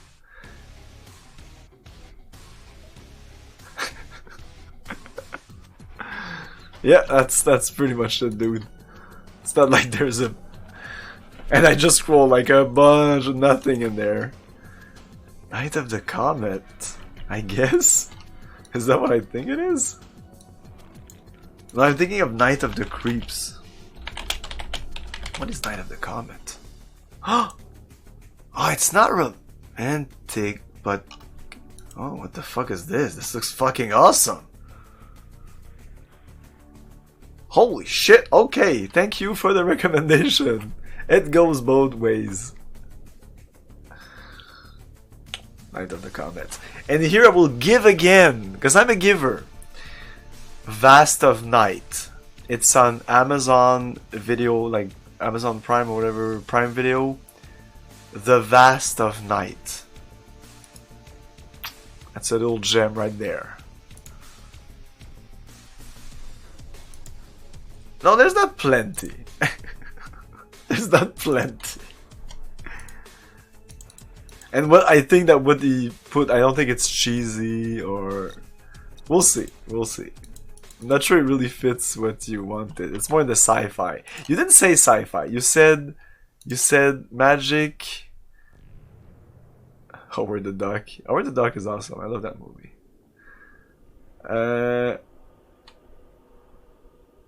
80s cheesy romantic. It was 80s, so yeah, it was even far. So yeah, like Weird Science was perfect for that. The other one that Rez mentioned. But you said magic, aliens, or supernatural.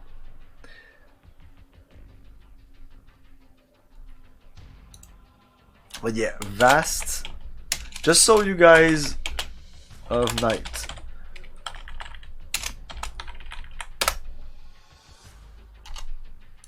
If I write it, it stays there for a while, so you can look it up, and it'll be there in like 2 minutes still. So you might be like, okay, I'll Google what the fuck is Vast of Night. First time director. I can't say the story is like incredible, no, but the direction and the acting and the editing is sublime, and that's a first film.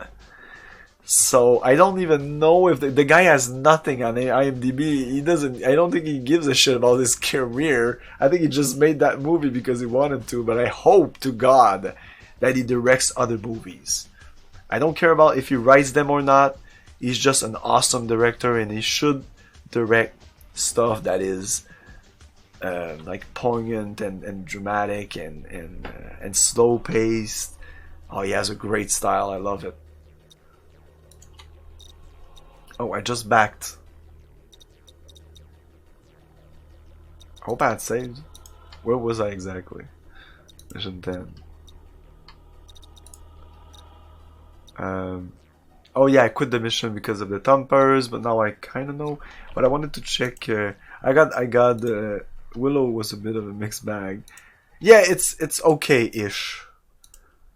It should be better than it is. But then you watch it and it's like, eh? But if you... Like, it's badly directed. I think that's the problem. Because the story is fine. It's fine. It's just badly directed. It flows... It doesn't have a right flow. It's almost too gritty.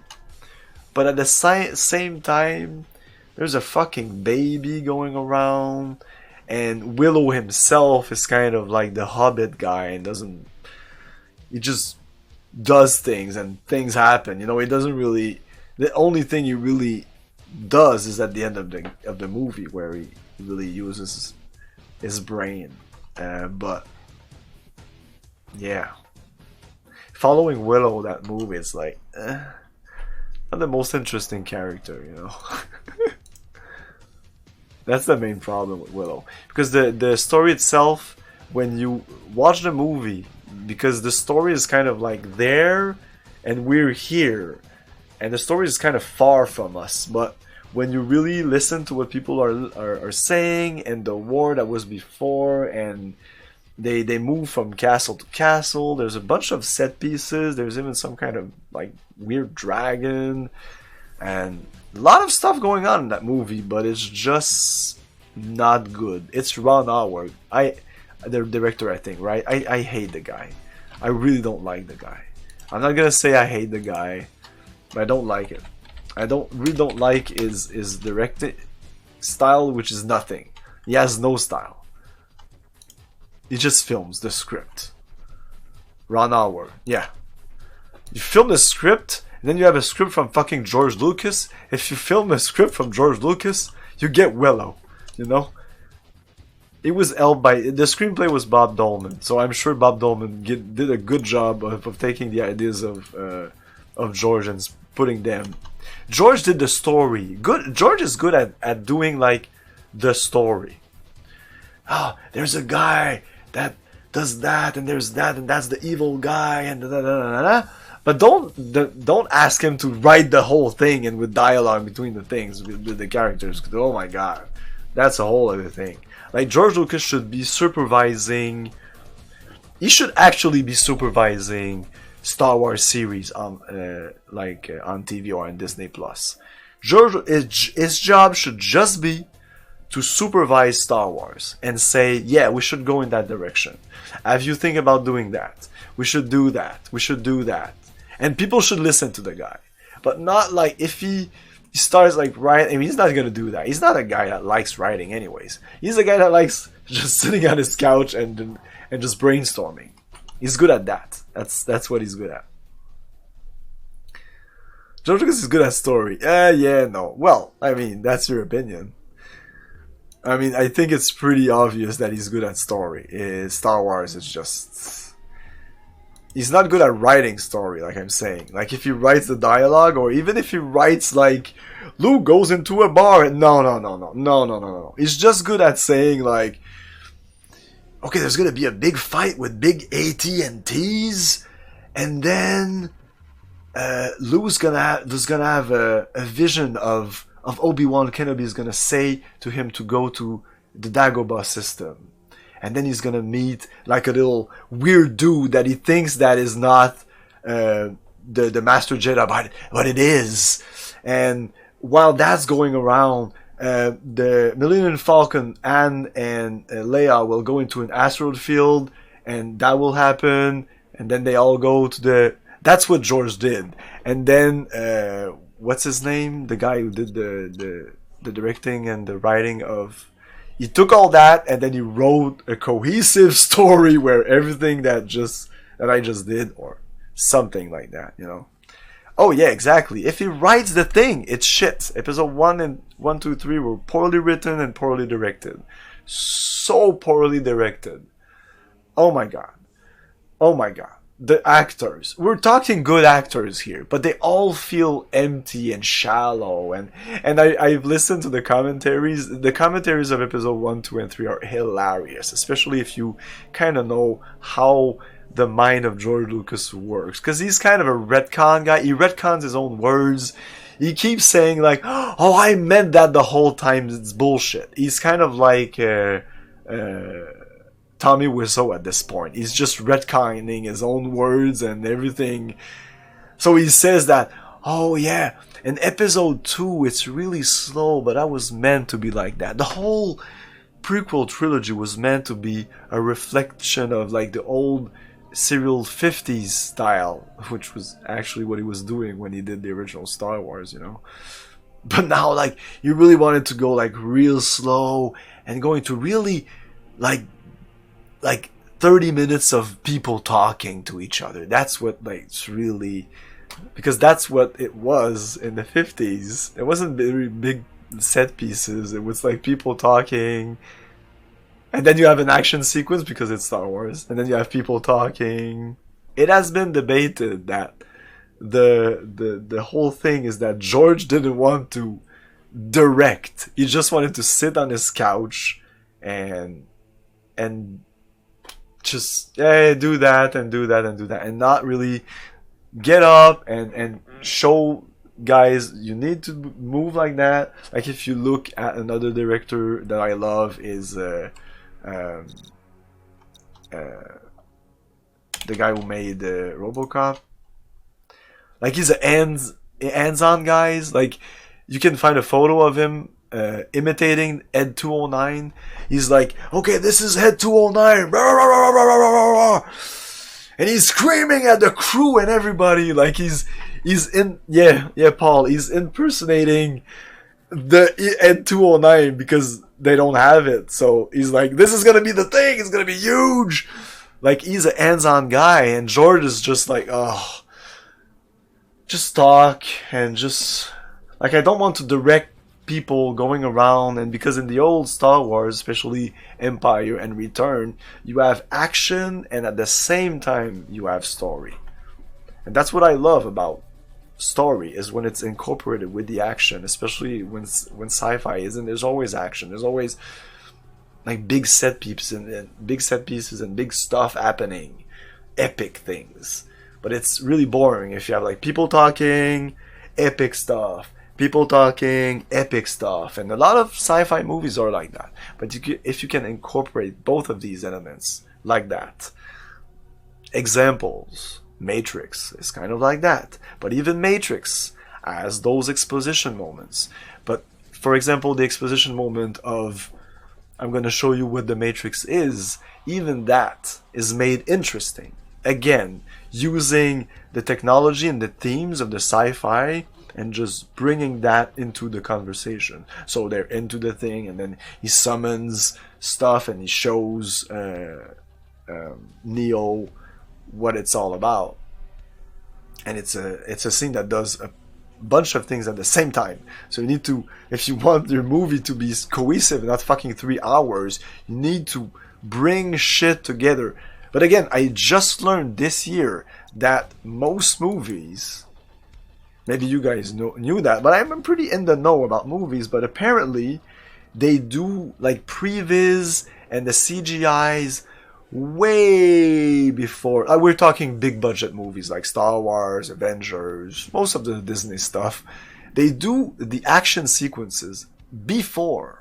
And it's a thing that you can almost feel in the movies. Like, it's all like big action, and how can we connect these big action pieces together so that it form a story.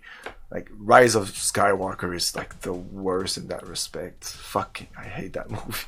Okay, I'm not gonna go in that. And yeah, it's just they do the action sequences, they make it really great, and then eventually they write the story around that. Not all movies are like that. Like Last Jedi, which I also don't like, was not built like that. But it feels like Rise of the Skywalker was like that. It feels like a lot of the newest Marvel movies are like that. And yeah, so that's the thing they do. So they do the previs. I don't know if you know what previs is, but it's kind of the pre-CGI, so it's kind of like models without textures and stuff like that, just to know where the actors will be. They'll jump on that car, they'll swing that sword, they'll shoot that gun, doom, doom, doom, boop, boop, boop. Oh, that's cool. We got a movie. Okay, what about the story? You know? And that's just such a fucking backwards things to do, you know? Yeah, it is possible. If you dig long enough, you'll find which movies are like that. It's not all the movies. It's just certain movies that are kind of, it's the way they built. And sometimes it takes so long to eventually find a writer or a director, and they know that making the CGI is a long and arduous work anyways, so might as well start way before. But sometimes they start like too before, or because it's done, they feel, and I understand, it's money, they feel like they have to do that. They have to do that like 20-minute scene that they just work like maybe a year or two on. Like, not joking, it might be a year for a fucking like 30 or 20-minute like really big action scene in those like 2 hours and a half, 3 hour movies that we have nowadays. Anyways, sorry for the... Cannon surrendered, Mole Command ordered a ceasefire, we win, the OWeb's down, no mixed reports coming in, something about Earth, we need more data. Oh, we did that, right? Yeah, we did that. Yeah, I wanted to go into, sorry, this was a big side quest I did there. A big side, where's the fucking thing?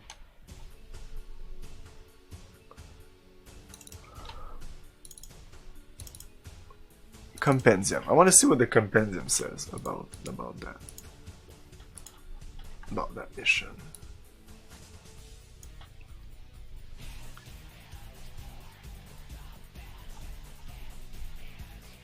The hybrids, the rebels. No, not the compendium. The strategy guide. Pew. Yeah, that is a lot of pages. General strategies. Maybe I should read that one of these days. I don't really need it at this point. I kick ass. Wow. In a moment, guys. Mission Animal Tennessee. What's the name of the mission here? Hunting, Ice Hawk, Imperial Retaliation. Okay.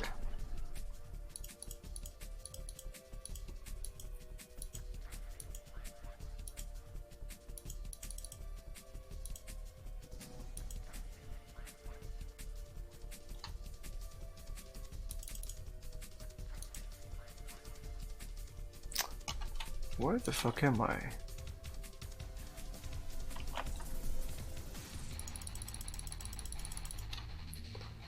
Hunting the Ice Hawk. Okay, there you go. The next mission after that. The final Mars mission. Okay, there's no reason to change at this point. Climb the hill convoy. Press 1 to select start dumping. If you miss the command window, just press shift plus F1 and then press 1. And that shift F1, you can do that anytime. That's it. Fuck it. That's the only thing. Whatever. Now, Battlefield Earth with John Travolta. What a fucking disaster. Which, to be honest, it could have been a sick movie. Exactly.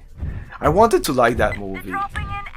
And I hated the movie for the wrong reasons. Listen to me. So the first time I hear about that movie and I'm like, oh, okay. And believe it or not, at that point one of my friends was reading the novels. We didn't know the sect at this point. We didn't know anything about Scientology, anything like that. I was like 15, 14 years old. What's the year for that movie? 94, 95, something like that? 93 maybe? 93 I would say, something like that. Anyways, so we both want to go see the movie, and for some reason it was only in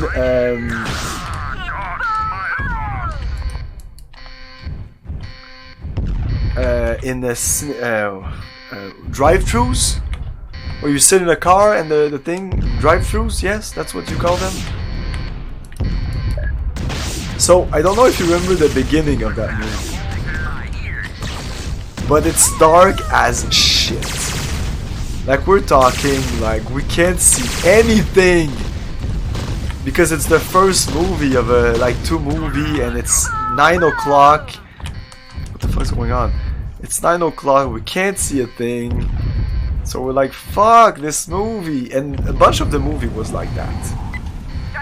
So that's the reason I hated the movie, not because it was actually bad. Later I rented it, and I was like, what the fuck is this movie? Like, I was actually watching the movie for the first time. I was like, what the fuck? Because yeah, you're at the drive-thru with your friends, and it's like, once we didn't care about the movie. It's like, what the fuck? And I think we made fun of the movie. But at that point I was like, eventually I'll just watch it and I'm sure I'll be able to enjoy it. And oh no, it's just so bad. Everything is at Dutch angle. Have you ever noticed? That's when you, for those who don't know, it's when your camera's tilted like that. You'll notice in horror movies, if something's amiss or something is weird and you want your stop dumping. You want your audience to understand that it's eerie. you just tilt the camera just slightly. In that movie, it's not only slightly, it's like this. And then you'll have like a scene where you're watching John Travolta and it's like this, and then it switches to the other character and it's like in the other direction. That's a movie that I think the more you know about how a movie is built, the more you'll be like, what the fuck is going on? Because there's actually like techniques, like that's a technique that you use in a movie. They also use the technique to when they're outside, there's a filter. Everything is blue in this movie. That's the thing I think that really fucked us over when we went to the drive-thru. I think the way the contrast is in the movie, it's really weird. It has a weird je ne sais quoi.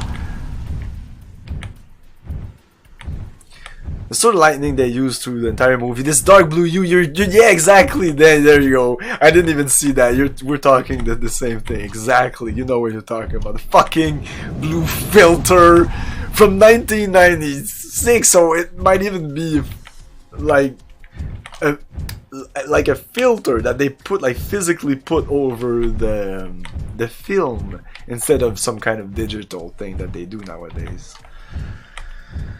Anyways, watch it if you want to have a good laugh.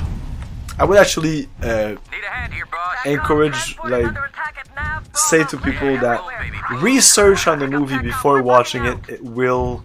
TACCOM to transport. Roger that. Abort nav Bravo LZ. Damn. Okay. TACCOM to Striker 1. Abort rendezvous at nav Bravo. Well, shit.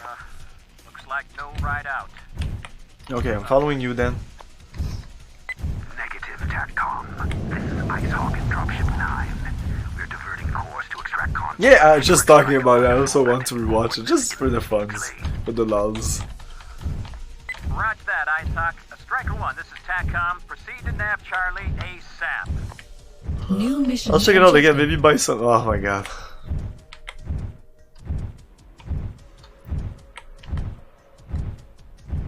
This blows.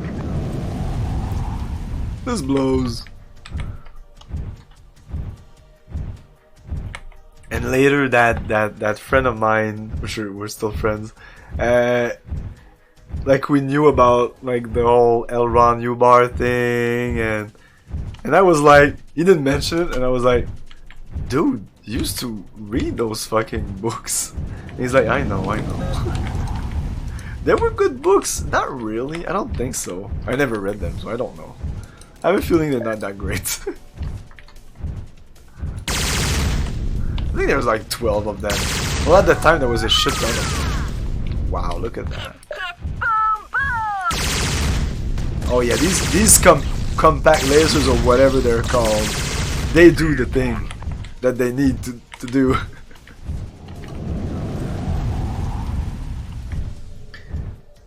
TACCOM, this is IceHawk. This is the best mission in the game, and I talked over it.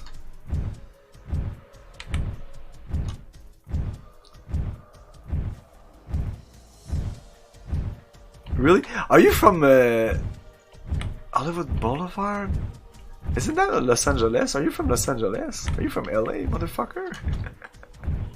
Hey Gar, how's it going? Motherfucker, I think you said that to me. Still. Looks like the last stand of the thumping cab. Nice knowing you. Wow.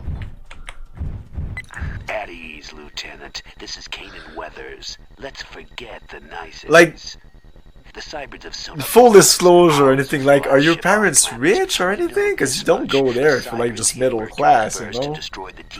Class of 99, wow, that's epic. But probably not for long. Cybrids are actually landing on Earth in what appears to be overwhelming numbers. The war may already be lost. Dismissed. Oh, sorry. Oh no, my parents came here from Mexico. What? Oh my god, my knowledge of America is all over the place. I wouldn't think that somebody can just come from Mexico and just go into the same high school as? Did you actually like meet some like eventually became like big actors? I'm sure you must have like known some people that eventually became known people, right? Like Hollywood isn't that big. It's big, but Hollywood is just a little part of LA. I can't. I'm crazy that you. I know that Hollywood nowadays is kind of a dump. Brandy, R&B singer. The atmosphere is literally acid, and the ground is permanently 400 degrees Celsius. The atmosphere is literally acid.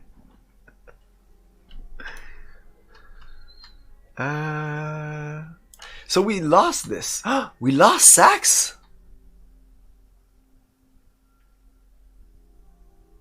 What? Casualties lost the ground. Fuck. No! I have to do this mission again then. Or we don't care?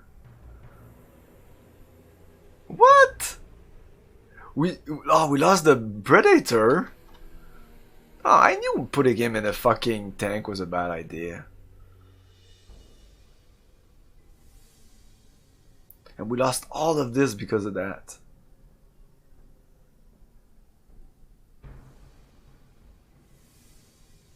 Should I just do it again? Let's do it again. I wasn't paying attention anyway. Let's do it again.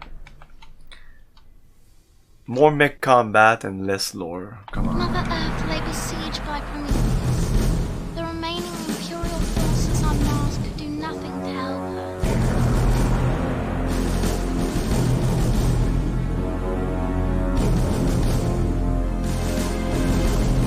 Harabit proposed an alliance, rebels and empire, for the good of all humankind.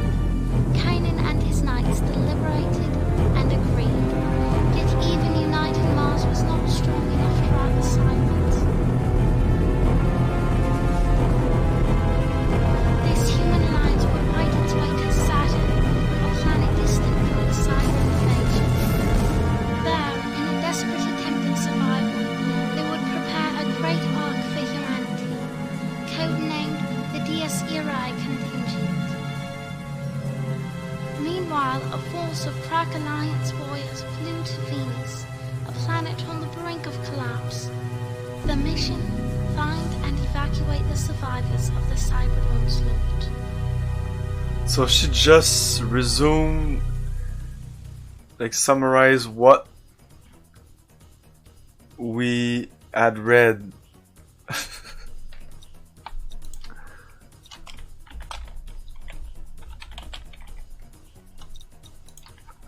Already mission 11.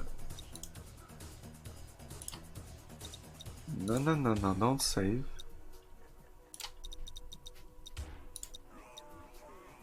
Well, wait a minute. Ah, a cutscene again.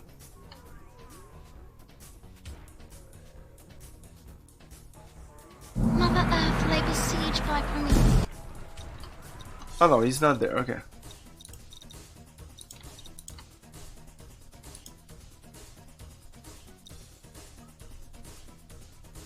No, this one, dumbass.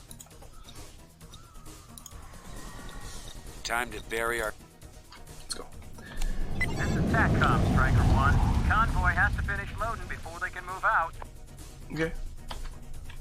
I'll be a little more everywhere. aware of the situation.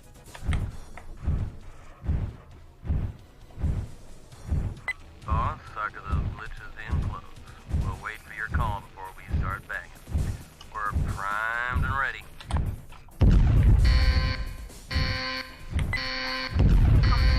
We're not finished loading. Hold them off, Striker 1.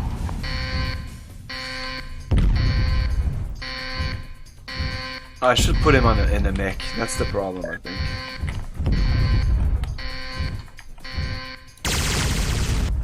Link. I found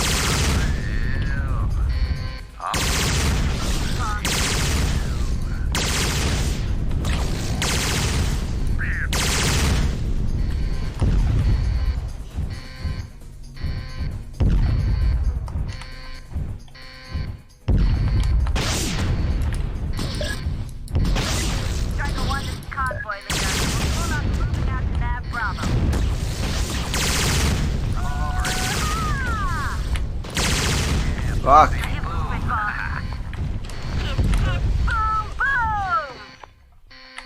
Oh. Okay. I think just Brandy Norwood. Okay.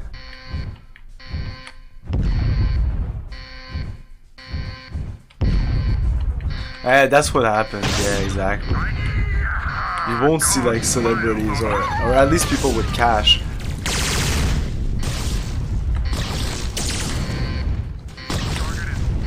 By cash, I mean like millions of dollars. Millions and millions! Whoa.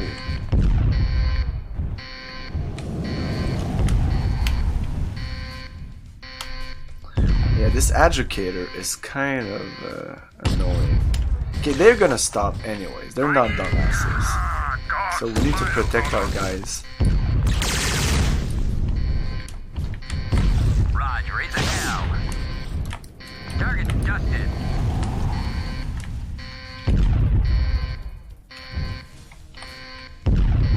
Yeah, let's go. Can I go here? Click on this guy. Oh, he's outside of the range, maybe? Okay, fuck it. Yeah.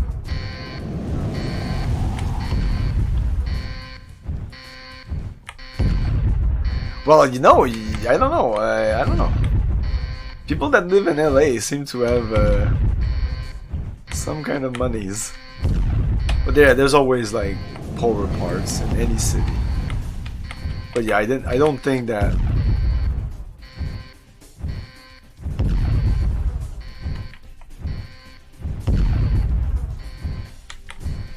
Oh wait. Okay. Cool. I would have been surprised. You're like, oh yeah, my parents are like really rich, and that's why I was. I don't know. I was curious.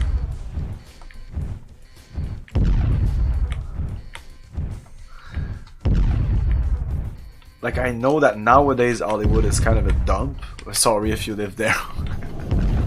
I just heard that somebody said that and I was like, okay, yeah, I can believe that. I think it was I don't know if you whoa. Anybody for poker later? No. This is Saxon. Okay.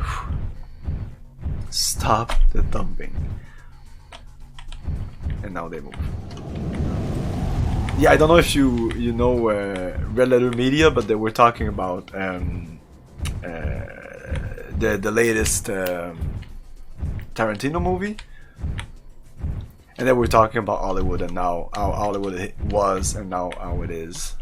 Of course, it's an old part of town. It's like any old part of town. It's never the best part of town after a while.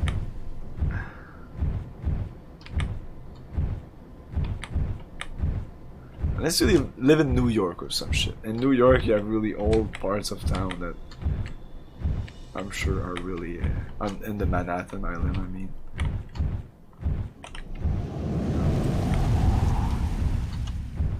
if you go to Hollywood now, it's like Disneyland. Disneyland? What do you mean? Oh, it's full of attractions and stuff like that. Interesting.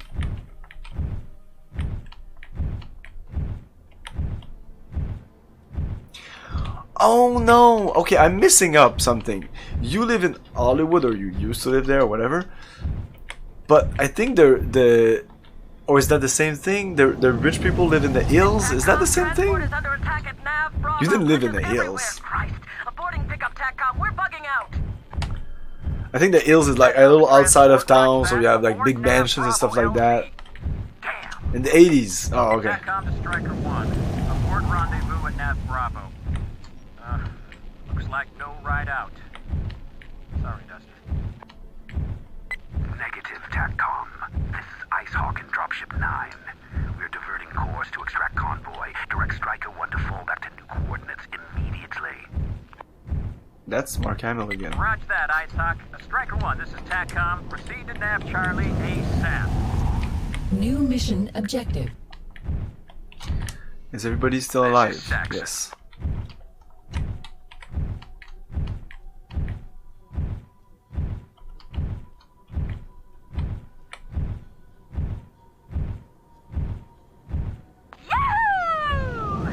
just happened?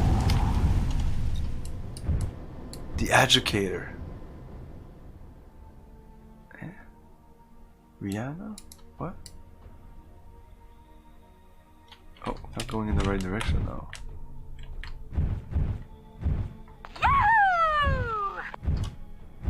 Yahoo!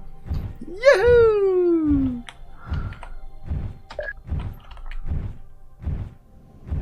Yeah, that educator is finally catching up to us. I think. There's a guy right in front of us. Yahoo!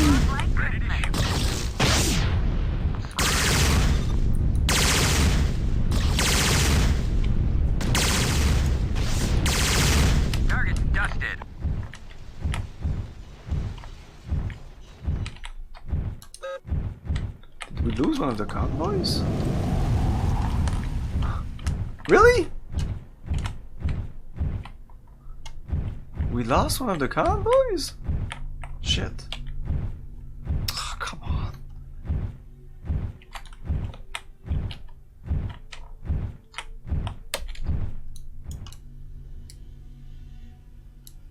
I'm on it.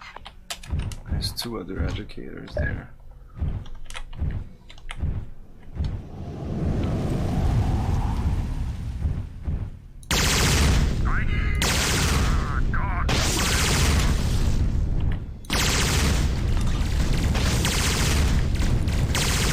Ouch.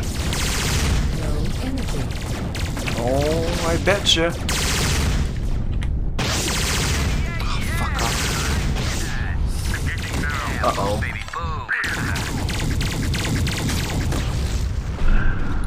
Ah, man.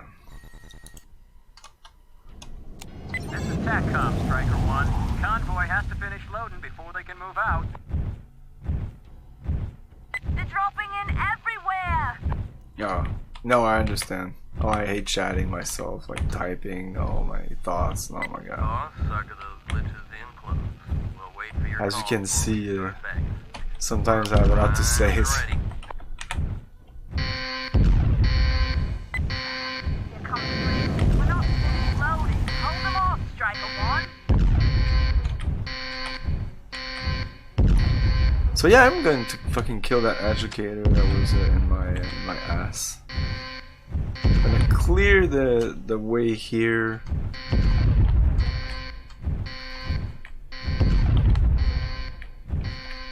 Oh, I can, like, I could install something that does that, but it's like the most annoying thing. And you can also, without doing all of them, if you give like one, any text that you add to a gift sub, a sub, bits,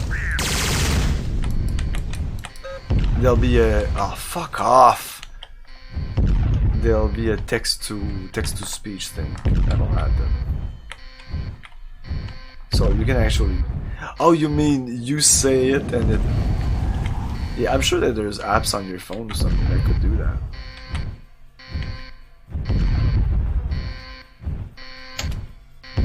Oh. Fuck.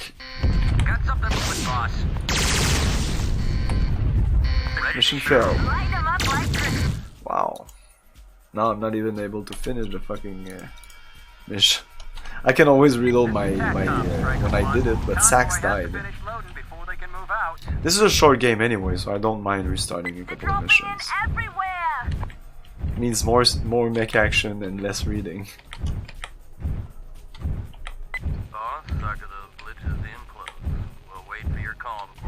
So there's a guy that comes behind. I have to be careful. Start the thumping.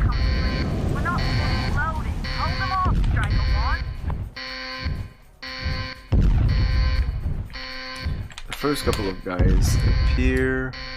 Oh my! Not where I thought. Oh. Okay, I have to get rid of that other guy though. Okay.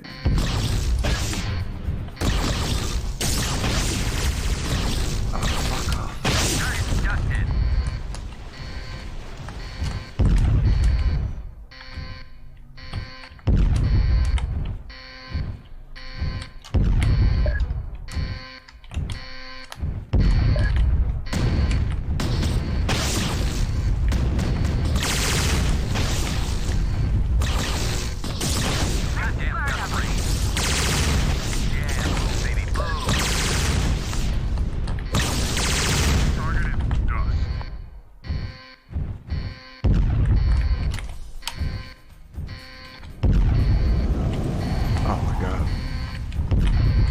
here, right? Yeah.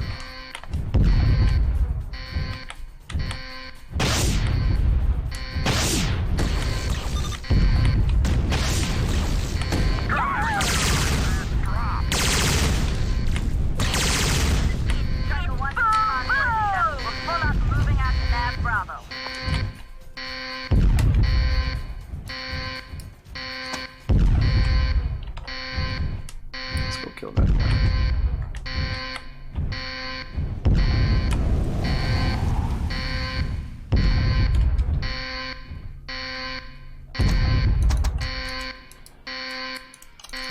Can't I like... Ah, fuck. Where was he?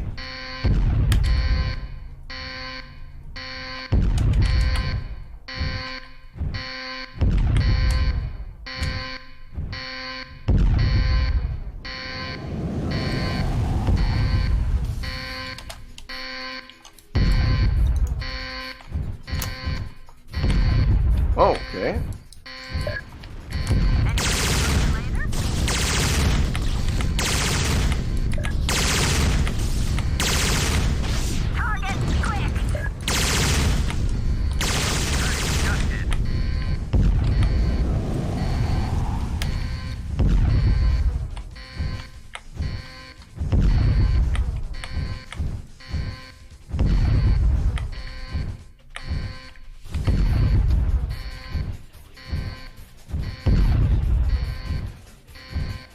Shouldn't the sound stop? So we're getting far away from the base. Okay. It's fading slowly. Or not.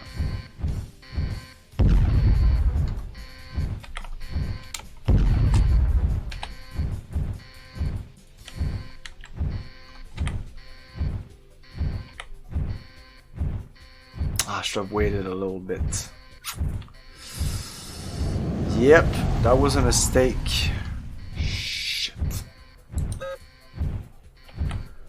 I could do F4. Brianna here. Defend. Right, You betcha. boss. There you go.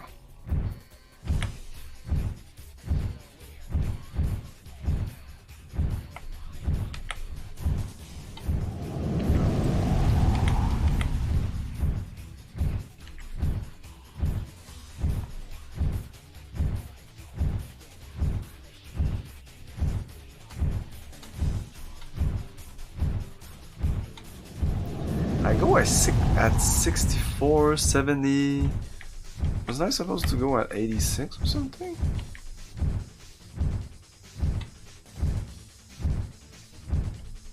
Time to show the hawk our bow.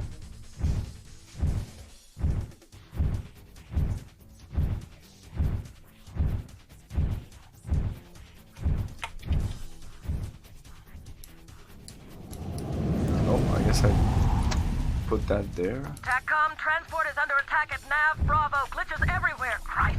Aborting pickup, TACCOM. We're bugging out. TACCOM to transport. Roger that. Abort Nav Bravo LZ. Damn. What are you TACCOM to doing? Striker 1.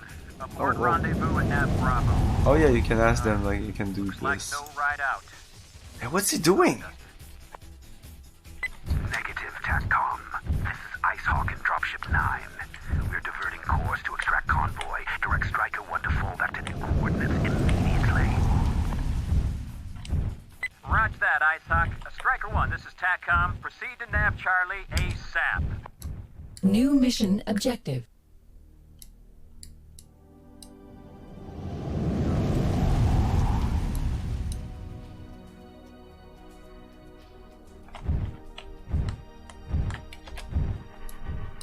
I can see more clearly here. Sometimes they just pop.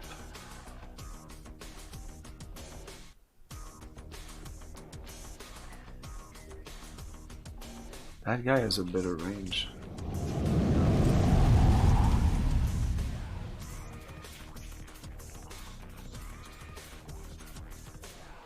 These guys are moving in, but some will just pop in front of us.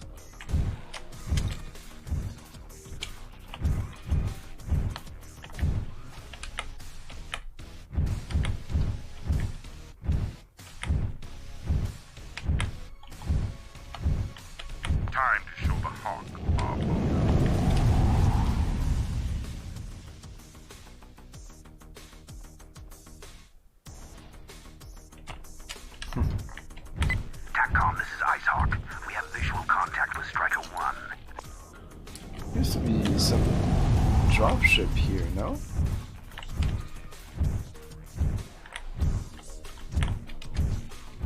Okay. I think we're good.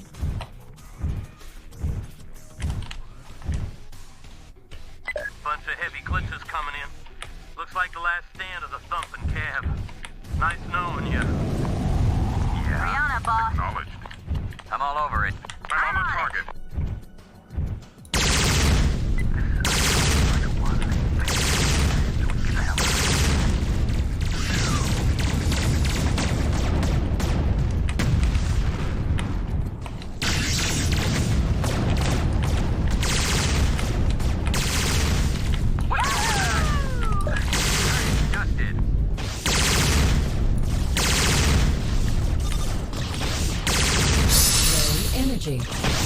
I shot my guy. Mission successful. At ease, Lieutenant. There you go. This is Kanan Fuck. Weathers. Let's forget the niceties.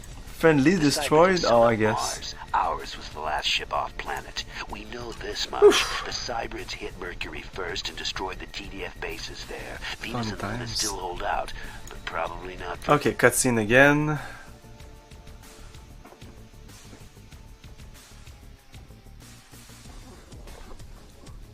Mother Earth lay besieged by Prometheus. The remaining Imperial forces on Mars could do nothing to help her.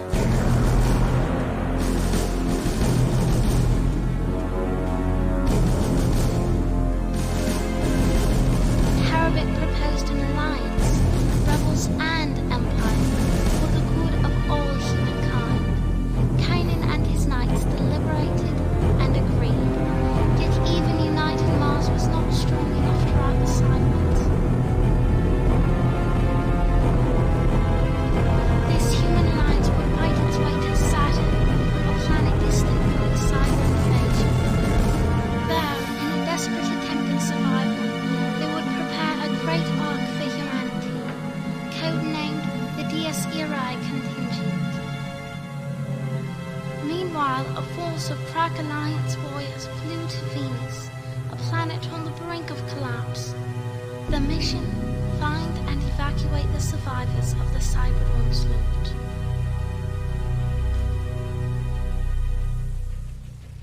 There you go. If you run this game in Windows 98, like actually running in Windows 98, I think you can go into the CD music. And if it's using the music from the CD and everything, you can actually move the music slider and it does something. Well, that's it. Because this is kind of a patched, modded version to make it work. That doesn't work anymore.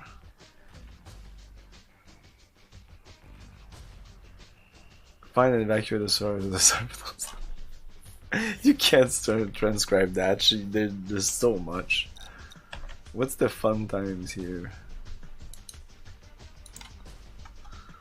Okay, Narshada. Oh yeah. Okay, I only have 14 kills? Really? Look at that. 30, 27, 18. That's fine. I don't care. We do the mission, that's what's important.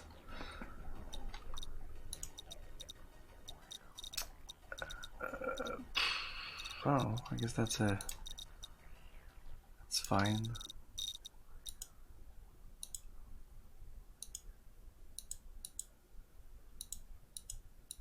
Should be a little new thing when Knight's Minotaur, that's new.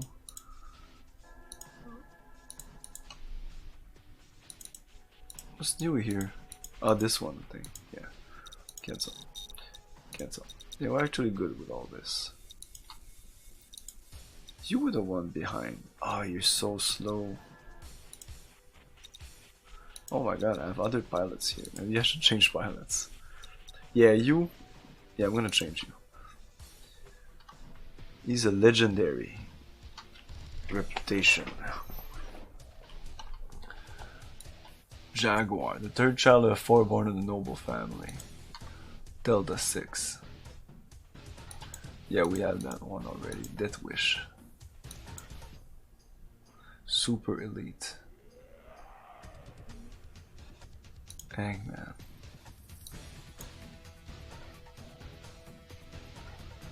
What the fuck?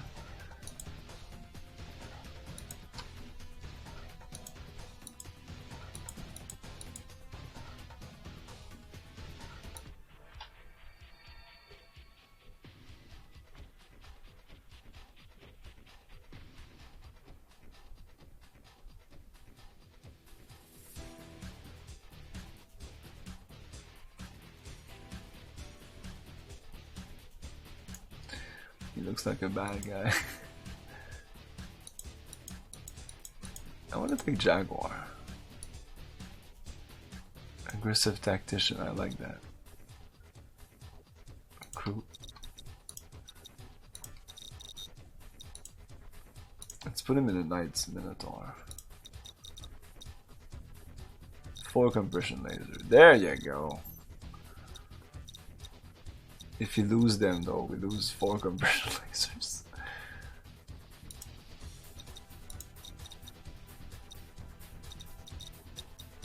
Accept. This may be too low, too slow. Basilisk. Ooh, that goes fast. 50 ton. That's actually pretty good.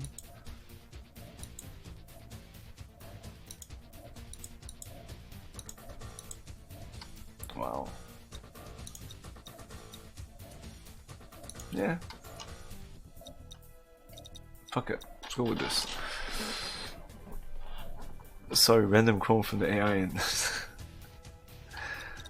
now that it's fresh, it does. Fresh DNA will mutate. Okay, well this is it, kiddies and claw. Okay, first of all, I need to save over this one. Well, this is it, kiddies and clogs. We're gonna make damn sure the Cybridge choke on this dust ball. This will probably be our final broadcast, folks. The glitches are moving on the Voices of Mars. Signing off, and remember, we stay free. We've all heard about about those Trojan horse scorchers the Cybrid slipped onto Earth. Well, one popped up in Minerva recently. Captain Shenka squeaked it nicely.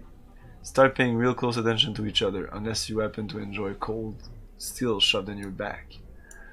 This is the Venusian rebel leadership sees ops. Curls and nerds. We're in the Alliance now. The Scorching Toaster are landing in force. The Scorching Toasters are landing in force, and the Imps and Mars bars are here to help. Give them anything they ask for. By the way, off-world mates, welcome to our little corner of Ale. Check your seals. This is Ice Hawk of the Human Alliance. Get me the ranking of TDF officer now. Since so many of our local boot boys ditched us for Luda once the world from Earth came through, we speak for Venus now. Ice Hawk, live with it. And live with it? Ah, yeah. By the way, you're clear to land at whatever. Earth is being swamped. OM integrity is sporadic. Where are those reinforcements from reinforcements from Venus? We need reinforcements from God, people. Have you looked out the window? It's raining parts of orbital G? Calling Venus. You getting this? We're nearly in orbit now. Not much left. Not many of us made it out. Mercury's covered in glitches. They're on us like flies on dung. We're going to try to lose them in the Oberwind and drop in near Drakenzaten. Oh my god. Last alien ships leave Mars. Last Alliance ship. Alliance orders Operation Guardian.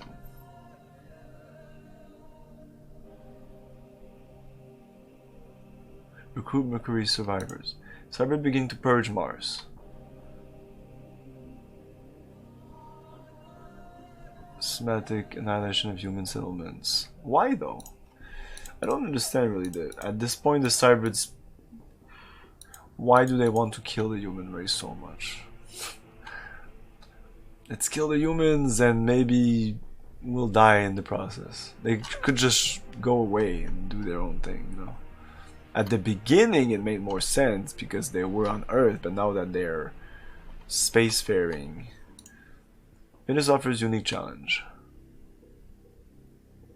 Okay, a vision of hell, excellent. The Alliance is headed for Saturn. Hey, Nix Reto. Something else in mind for you, Commander. TDF survivors from Mercury are running for Venus with glitches right on their tail, so we're gonna drop onto Venus and cover the TDF landing zones. Kanan will coordinate the evac effort, but you'll handle things in the field. Don't let this promotion swell your head duster or you'll pop your seals. No pressure, huh? The Alliance is headed for... Protect the TDF dropship from cyber attack. Protect Draken's Atom Spaceport. The cybers will try to destroy all cybers you encounter. And I think I just say it or whatever. This is TACCOM, sir. Your call sign at this op is Guardian. The refugee transports are breaking through the Oberwind now. Advise extreme caution. We're picking up cyber transmission in the area.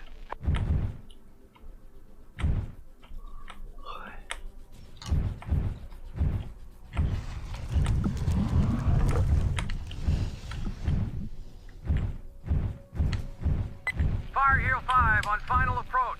We're losing stabilizers. Breaking up. Wind shear is nuts. Oh my.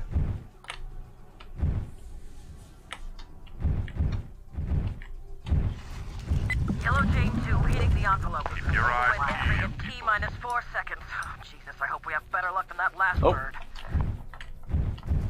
Can we pass under TACCOM this? to Guardian. Cybrid artillery is located on the hill. Destroying before it completes targeting calibration. Dropship. Countdown initiated for final approach. We're ready.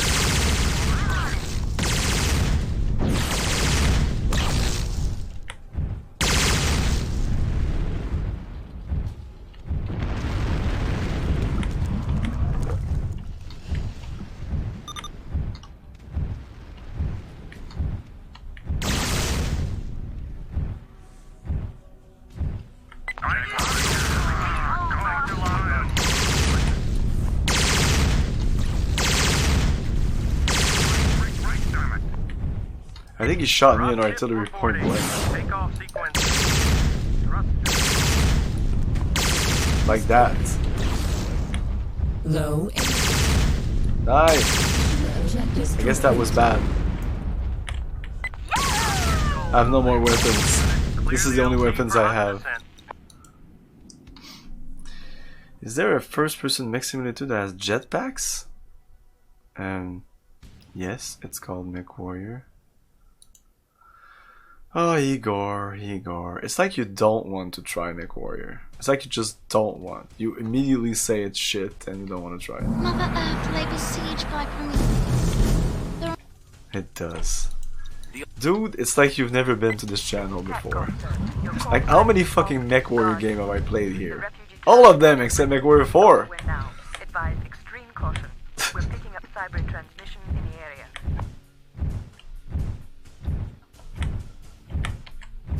You actually missed MechWarrior 3, and I don't know why you missed that, but you did.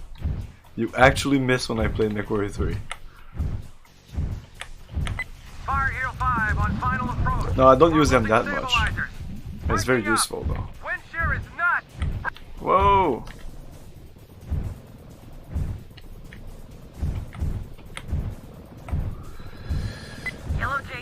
I used them a lot in MechWarrior 2, but again, I don't think you've ever seen me play MechWarrior 2, because that was before, I think you dropped on my channel, or at the same time, I don't know. I was still just streaming on YouTube, I think, back then. I think I replayed it. But no, I don't think you've ever, I don't remember. That's what kind of pisses me off. It's not your fault. Well, it's kind of your fault. But you're always there to when I play the other mech games, and I'm like, and you're like, oh, this game is really good, and I'm like, well, there's MechWarrior, and you're like, yeah, MechWarrior, yeah, well, MechWarrior. It's just the best mech game ever.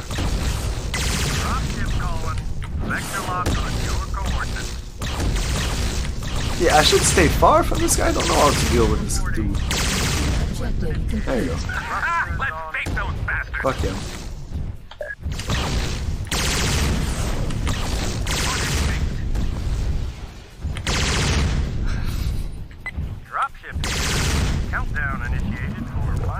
should definitely. Whoa! That's a kill.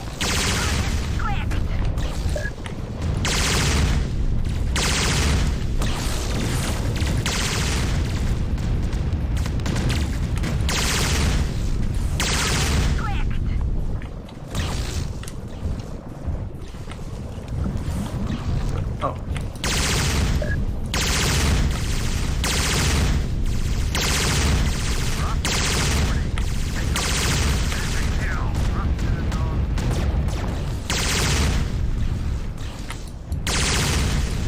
Is that a dude? Target is dust.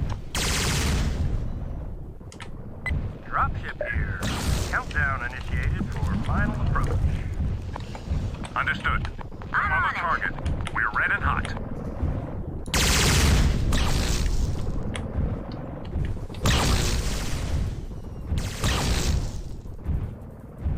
Like, was this game big in Brazil? Because there's another guy that you must have seen here, Vin Yu, that is a big fan of Starsiege also. Well, many mech games, but in particular Starsiege. He's also from Brazil, so I don't know, because in America this game was not big, it just died. It just died. It was aborted. It died before even coming out. Okay, I'm gonna stop with the abortion jokes. Oh, you're an enemy.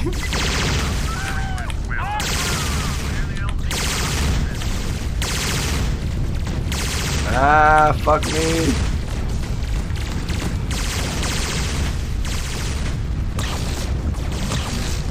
Go behind.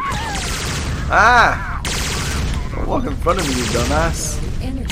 Can you just die? Uh-oh. I had no more energy. Oh my god!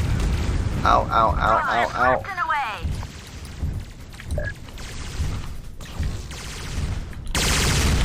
Are you the same dude that was shooting before? Oh my god! I'm dead. Fuck me! It must have not been, because... Oh, I can still shoot. I can still shoot, fuck it. I don't need any HUD. Who needs a HUD? Fuck that. My god, what the fuck's going on? They usually die at this point. Oh, there you go. Wow.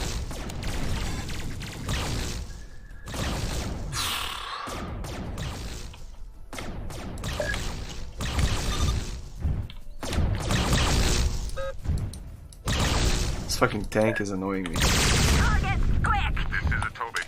focus on this guy, please. Energy.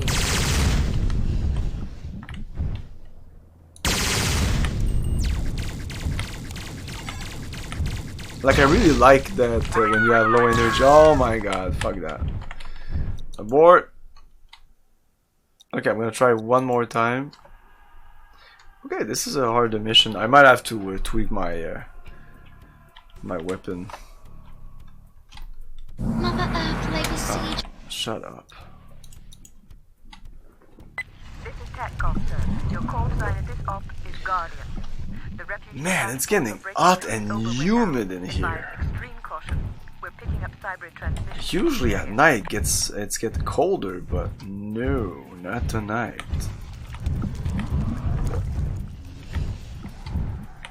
Okay, so the artillery are a problem. I don't know how to deal with them. Fire Heel 5 on final approach. We're losing stabilizers. Breaking up. Wind shear is nuts.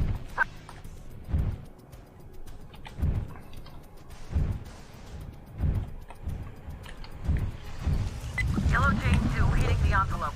Overwind entry in T-minus 4 seconds. Oh, Jesus, I hope we have better luck than that last bird. Can we flank them, maybe? Artillery is located on the hill. Please destroy it before it completes its targeting calibration. Yeah, I tried to run one and... All units clear the LZ Oh, maybe 2 is better? Yeah, I've read that. Yeah, no, I didn't only read. Nix played it and really liked it.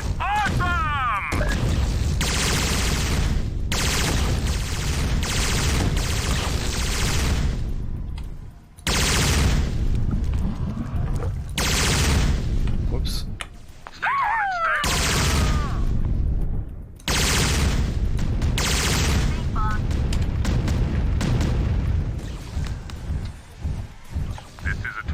Ah, we lost a guy already. Wow. Okay, one more time.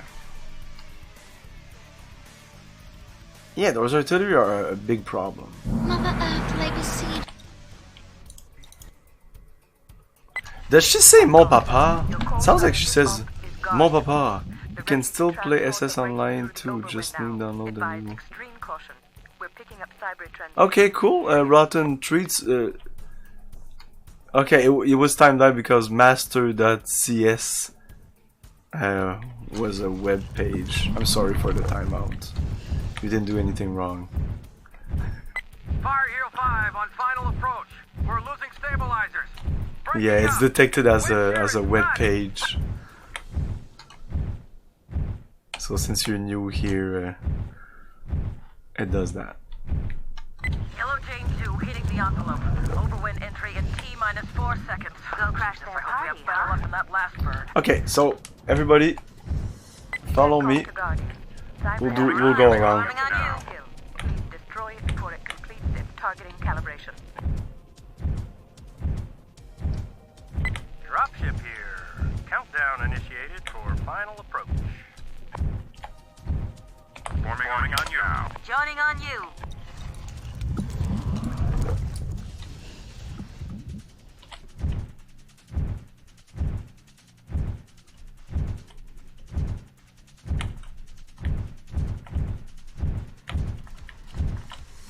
Tobe here. Joining on you, boss. Joining on you now. Joining on you. Too much heat. We're breaking off. Brianna here. On the target. I'm on it.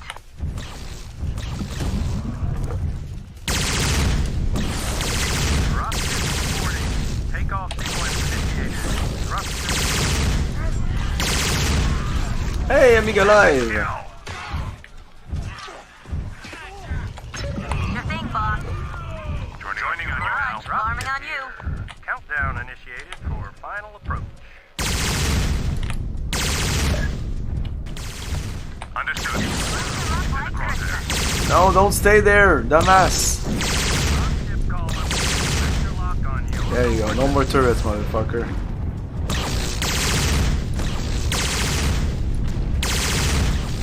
Fuck that. Mission objective complete. Nice. Next. Anybody died? No.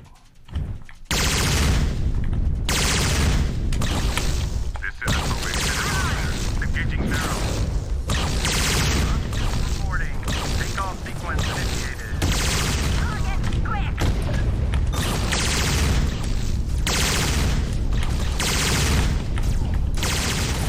I should switch to autocannons.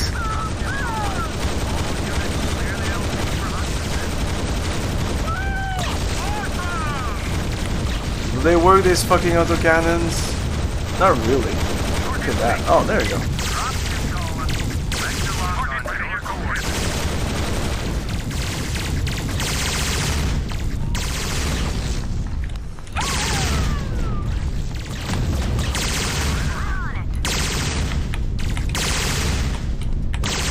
Nice.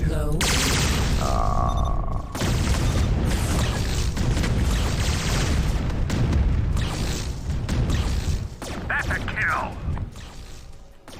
Dropship my vehicle hit. Takeoff sequence.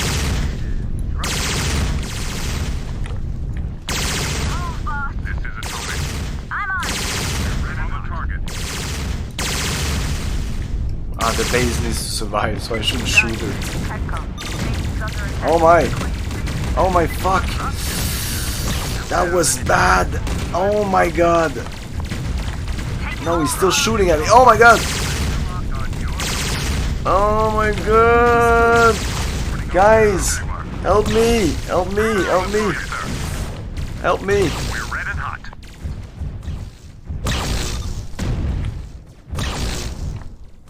That's an enemy.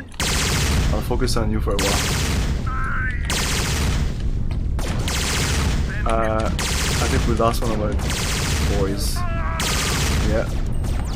Yeah, we lost 2 of our boys. 2? Man, this mission is... fuck that. Anyways, we'll come back later. I'll check out some strategy and maybe switch out some weapons here. Look at that, man! It doesn't go down! Fuck you!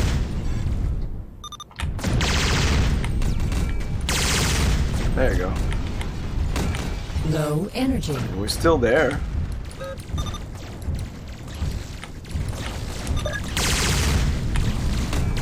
Oh my. Ow, ow, ow, ow, ow, ow, ow. Maybe I should go all the weapons at the same time. Even the auto cannons. Oops.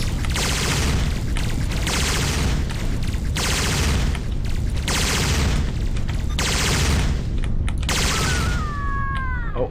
Low energy. Did I do that? Did I do that? Oh, fuck that. We're done. There's no way I can finish this. Look at that. It's not even close to being finished. Destroy all the encounters.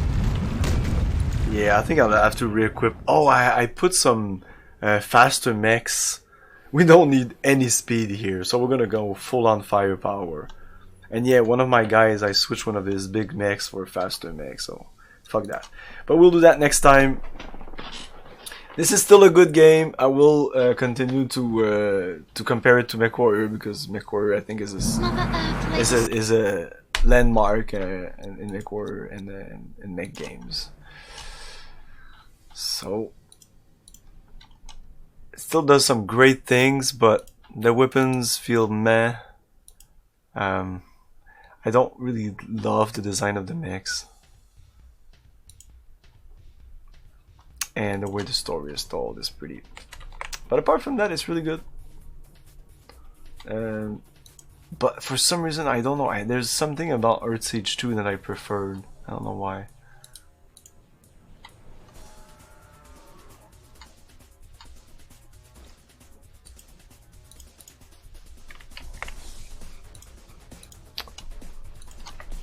So next time I'm gonna play this, it's gonna be Thursday at 8 PM Eastern Time. Tomorrow at 8 PM we're gonna continue Baldur's Gate. There might be a little bit of Disco Elysium before Baldur's Gate 2. I think there's gonna be a bit of Disco Elysium before Baldur's Gate 2. And yeah, you can expect some little disco on Wednesday and Thursday. Thanks for watching, everyone. Have a great night. See you next time. Ciao. Thank you for your cooperation. Good night. I'll buy that for $1.